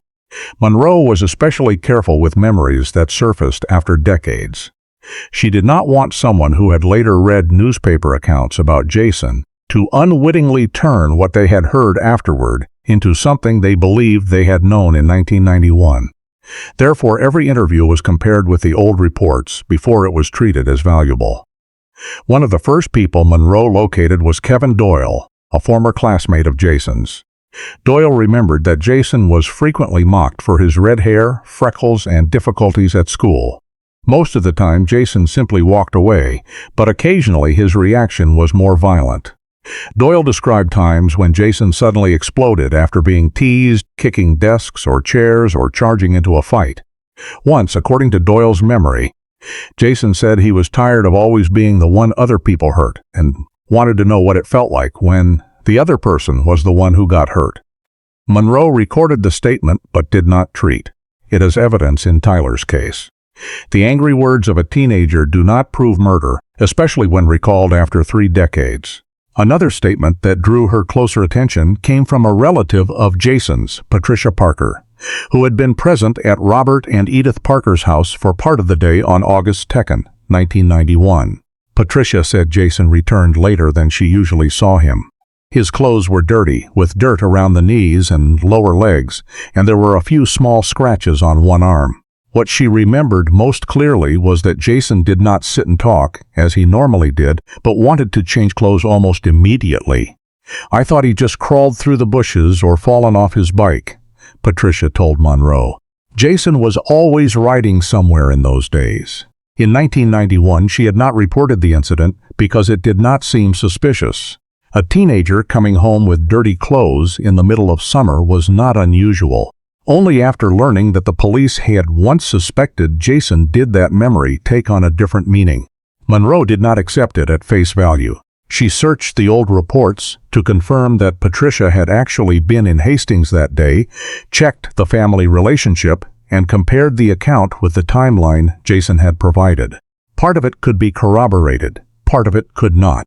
But more important, Patricia remembered another detail about Jason's clothing that she had never seen reported in the newspapers.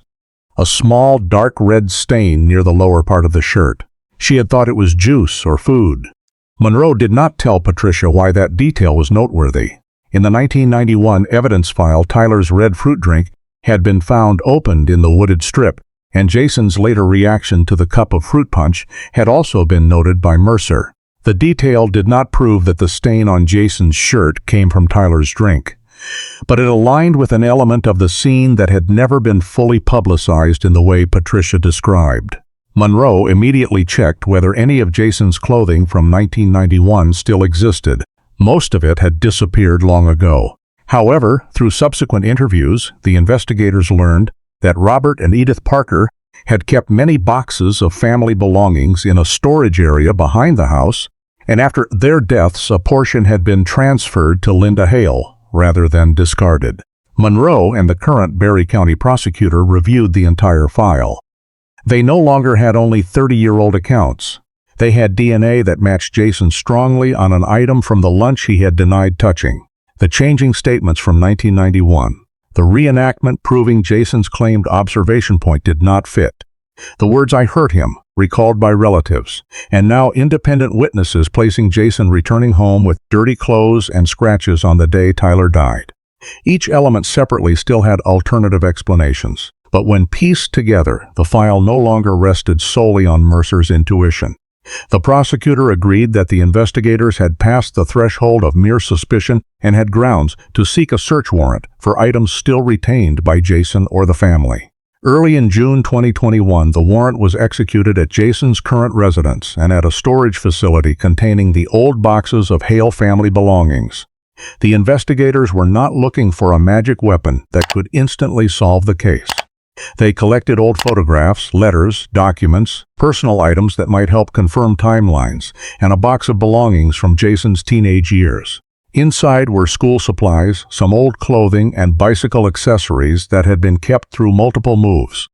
One item particularly drew Monroe's attention: an old thin jacket, sized for Jason in early adolescence, that Linda confirmed could date from approximately 1990-1992. No one could state that Jason had worn it on August 2, 1991. Therefore, the jacket was seized and sent for testing rather than treated immediately as incriminating evidence. The initial results did not produce a decisive DNA match, but fibers on the jacket shared characteristics with a group of small fibers previously preserved from the scene. The laboratory emphasized that this was class evidence and could not prove the jacket was the unique source. Monroe kept that limitation intact in her report. She did not need to exaggerate it. By the end of the summer of 2021, the case theory was far clearer than it had been 30 years earlier. The investigators believed Jason had not casually observed Tyler from a distance. He had approached Tyler on the route to Tyden Park, walked with or led the child away from the residential area into the wooded strip, where a confrontation occurred. The false statements that followed were no longer viewed as the confused memories of a young witness, but as continuous efforts to maintain distance between Jason and Tyler. William Mercer had suspected that in 1991, but could not prove it. 3 decades later, Rachel Monroe finally had what he had lacked: physical evidence placing Jason much closer to Tyler than the story the boy had told. And for the first time, the Barry County Prosecutor's Office began to consider Not whether Jason Hale should continue to be investigated, but whether the time had come to arrest him. On the morning of August 18, 2021, nearly 30 years after Tyler Bennett stepped out of his house to walk to Tyden Park, Jason Hale woke up as he did on most ordinary days of his adult life. At the age of 43, Jason no longer resembled the red-haired, freckled teenager who had appeared in the 1991 VHS tape. He had left Hastings years earlier, held a steady job, and lived fairly quietly in a residential neighborhood in western Michigan. Neighbors knew Jason as a reserved man who went to work regularly and rarely drew attention. Most of them did not know that at the age of 13, he had once been a person of interest in one of the child cases that had haunted Barry County for decades. Around 7:15 a.m., two unmarked vehicles stopped near where Jason was living. Detective Rachel Monroe arrived with investigators from the Barry County Sheriff's Department and a local supporting officer. They carried a warrant signed after the prosecutor's office had reviewed the DNA results, the new statements, and the entire investigative file from 1991. Jason appeared at the door only minutes after the knock. Monroe identified herself. Before she could explain at length, Jason's expression changed. He looked at the people standing behind her, then back at Monroe. He did not ask whether this concerned work, a neighbor, or any present-day matter. After a few seconds, Jason simply asked, "This is about Tyler, isn't it?" Monroe confirmed they were investigating the death of Tyler Bennett. Jason said nothing more. He was informed of the warrant and was placed under arrest. Nearly 30 years earlier, Jason had ridden his bicycle to the police on his own, talking animatedly about wanting to help them find out what had happened to Tyler. That morning, the teenager from the file had become a middle-aged man standing still by the door while his wrists were cuffed behind his back. There was no crowd. There were no cheers. Only a few neighbors stepped onto their porches when they saw the police cars and tried to understand why the man they still saw around the neighborhood was being taken away. The news was not released immediately. Before the Barry County Sheriff's Department held a press conference, Monroe returned to Hastings to do something she believed Karen and Michael Bennett deserved to hear from the police, rather than from television. The two of them had aged considerably since the 1991 photographs in Mercer's file. Ryan was now an adult, far older than the age Tyler had ever had the chance to reach. Monroe sat across from Karen and Michael and told them that Jason Hale had been arrested in connection with the death of their son. Karen did not react at once. She looked down at her hands and remained silent for so long that Monroe was not sure she had heard clearly. Michael was the first to speak. "Jason Hale? That boy?" Monroe nodded. The name was not entirely unfamiliar to them. Years earlier, investigators had told the family that a teenager was being considered seriously. But because there had been no arrest or prosecution, most of the details had never been fully publicized. Karen finally asked whether the police were certain this time. Monroe explained that an arrest was not a conviction and that Jason still had to face the judicial process. But the evidence now was fundamentally different from 1991. There were DNA results on an item from Tyler's lunch. The old contradictions had been re-examined and witnesses had provided additional information. Karen only nodded. She did not say she felt relieved. Michael showed no sense of victory either. After 30 years, the moment they had once imagined would bring a feeling of closure only reopened a very old pain. The man just arrested had lived another 3 decades. Tyler still had only 4 years and 10 months. That afternoon, the Barry County Sheriff's Department announced the arrest of Jason Hale, age 43, in the 1991 Tyler Bennett case. Word spread through Hastings within a few hours. People who had taken part in the search at Tyden Park called one another. Some retired firefighters pulled out old photographs. The children who had been pulled indoors early in the days after Tyler's death were now in their 40s.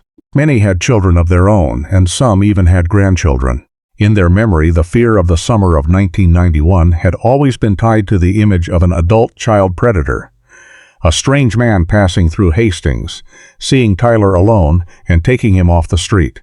The fact that the person arrested was a 13-year-old living right in the community when the crime occurred shattered that assumption. Robert Collins, by then retired from Barry County Sheriff's Department, received a call from a former colleague late in the afternoon. He was silent when he heard Jason's name. What made it hard for Collins to accept was not only the suspect's age in 1991, but the fact that the police had spoken with the boy only days after Tyler died. Jason was not a name discovered out of nowhere by DNA 30 years later. He had entered the file in the first week. In Hastings, similar conversations took place in kitchens, stores, and front yards. Some people remembered the red-haired teenager who often rode his bicycle around town. Others knew only the Parker family. Some could not believe a 13-year-old could have caused what happened to Tyler. Others returned to a more frightening question. If Jason was truly responsible, then while the entire community locked its doors to protect its children from a strange man, the person they feared may have been only a boy living among them. That night, Karen opened the box she had kept through many moves. Inside were still the small baseball glove, a few t-ball photographs, and the toys Tyler had never had the chance to outgrow. Jason Hale's handcuffs did not change those objects. They did not restore the morning of August 2. They also did not answer everything Karen had asked herself for 3 decades. But for the first time since 1991, a person had been brought out of the shadows of the file and placed before the justice system under his own name. For Hastings, it was a shock. For Karen and Michael, it was not a victory.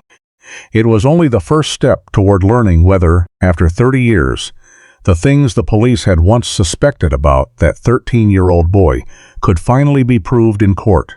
Jason Hale's arrest in 2021 did not mean the case could immediately be tried like an ordinary homicide. From the earliest hearings in Berry County, Attorney Thomas Green focused on the most complex issue in the file.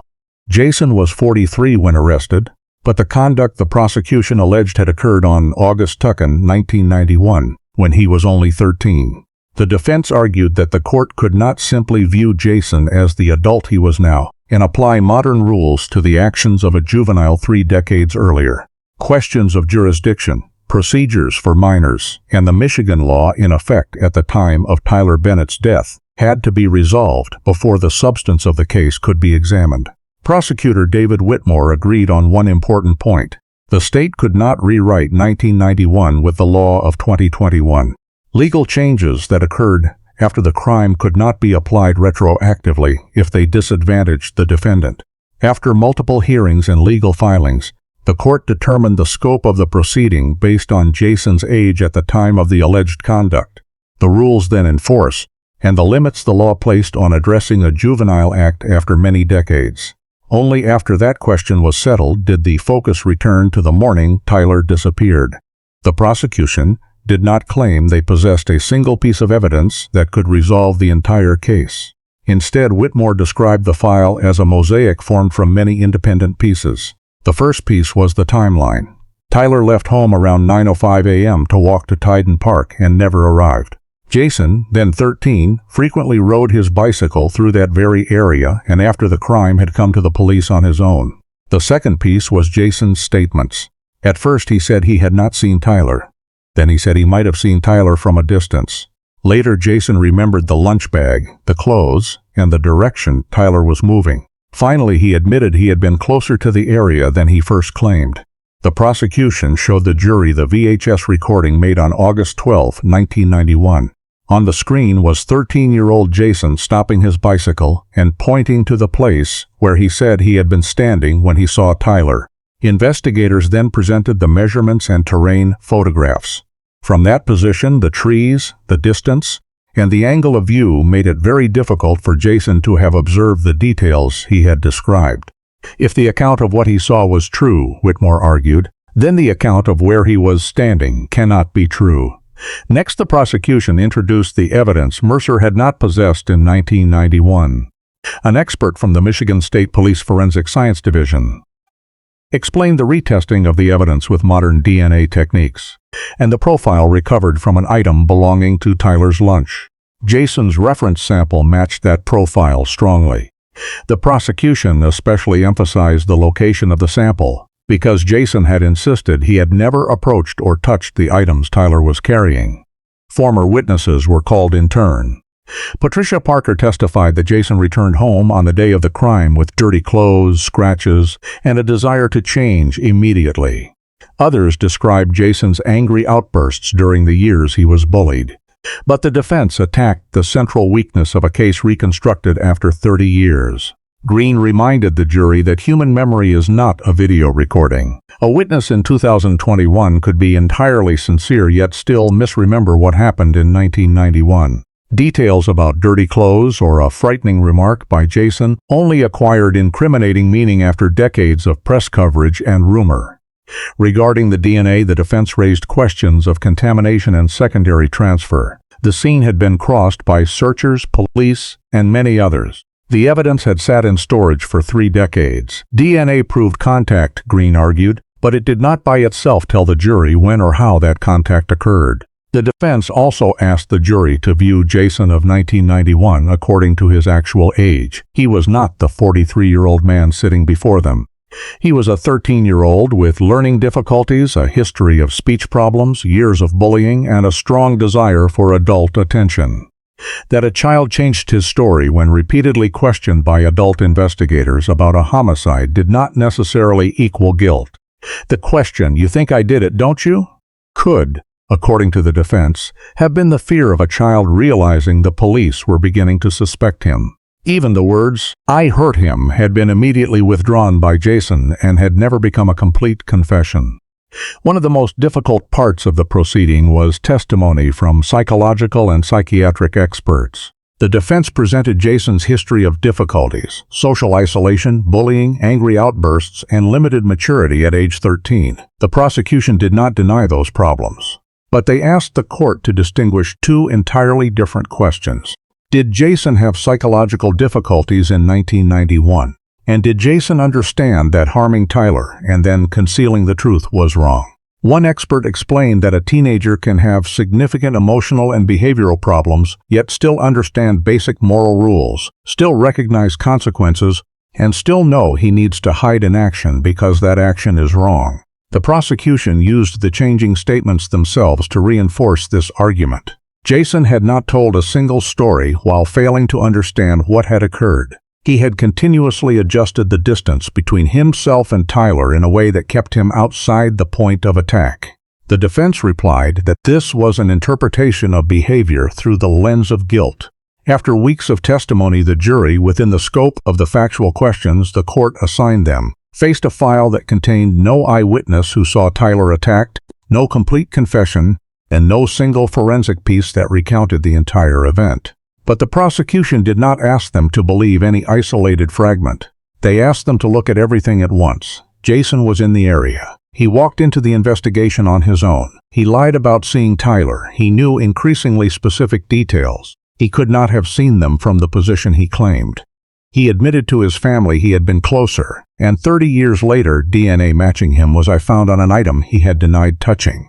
When the verdict was read, Jason Hale was found responsible for the conduct that led to the death of Tyler Bennett within the legal framework the court had determined applied to conduct that occurred when he was only 13. There was no cheering in the courtroom. Karen Bennett only bowed her head. Michael sat beside her, his hands tightly clasped. 30 years after the morning Tyler left home, a court had finally answered the question of who was responsible. But a harder question still lay ahead. How should the justice system deal with a middle-aged man convicted for acts he committed when he was still only a 13-year-old child? The sentencing hearing for Jason Hale took place several weeks after the court determined he was responsible for the conduct that led to Tyler Bennett's death. From the outset, the judge emphasized that this could not be handled as an ordinary case against an adult man. Jason was 43 when arrested, but only 13 on August 2, 1991. Therefore, the court had to consider the matter within the legal framework applicable to a juvenile of that age at the time of the conduct, rather than simply applying the penalties in force 3 decades later. In the findings, the judge stated that the seriousness of the conduct could not be minimized. A child not yet 5 years old had been deprived of his life only minutes after leaving home. But the court also could not ignore Jason's age and developmental level in 1991, the legal limits placed on juvenile offenders, or the reality that 30 years had passed before the justice system had enough evidence to bring the case to a conclusion. It was an uncomfortable balance between 2 coexisting truths. Tyler had to be recognized as the victim of especially serious conduct, Yet the person who committed that conduct had at the time been only 13. The final disposition was therefore limited to the measures the court determined the law allowed for juvenile conduct that occurred in 1991, including periods of confinement and supervision within the statutory range, rather than an adult murder sentence applied retroactively. For Karen and Michael Bennett, those legal debates mattered. But they were not what they had waited 30 years to hear. Before the judge issued the final decision, both were given the opportunity to speak about their son. Michael went first. He did not talk much about the wooded strip, the autopsy, or the crime scene photographs that had appeared during the trial. He talked about T-ball. He described Tyler's baseball glove that was a little too large for his hand and how the boy often ran from his position before the ball was even hit. Sometimes Tyler ran the wrong way, heard people yelling, and then turned back laughing as if he himself did not understand what he was doing. He liked running more than walking, Michael said. If you told Tyler to go get something, he would run. He did everything as if there was a race only he knew about. Karen spoke after her husband. She brought a photograph of Tyler in his T-ball uniform, but did not hold it up right away. She said that for many years people had known her son through words such as missing child, victim, and cold case.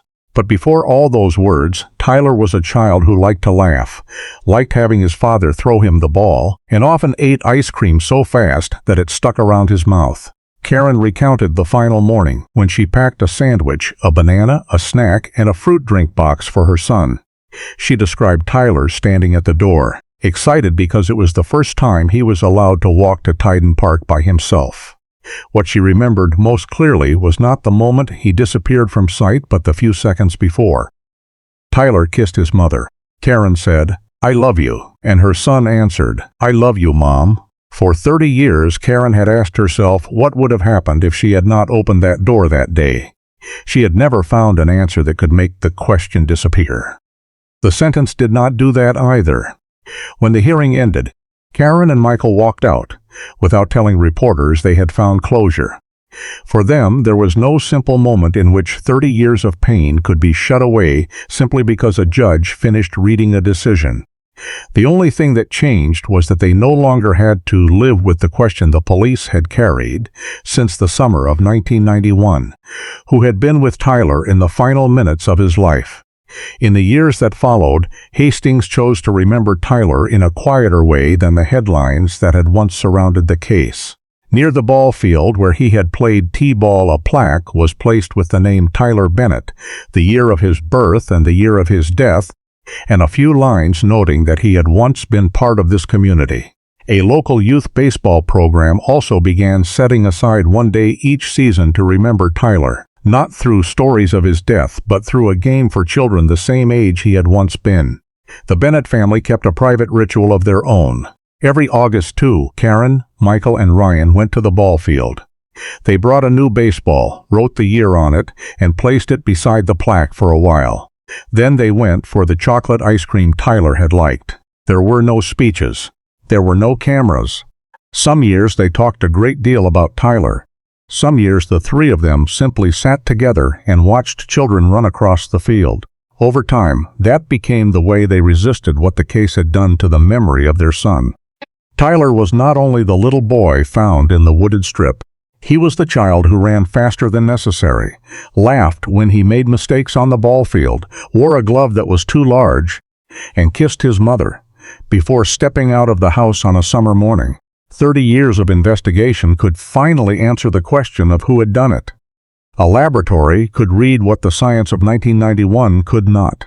A court could assign responsibility. A sentence could record in legal language that Tyler had been deprived of his life. But no part of justice could restore the years he should have had to grow up, or the 30 years a family had lived around that empty chair.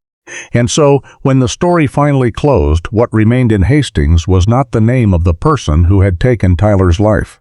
It was another name on the plaque beside the ball field, Tyler Bennett, the little boy, forever nearly 5 years old, still smiling in the family photographs. If you want to continue following cases that seem to have sunk into oblivion yet ultimately found their answers, please subscribe to the channel and turn on notifications so you do not miss the next stories. Thank you for staying with us to the end of Tyler Bennett's story, and we will see you in the next case.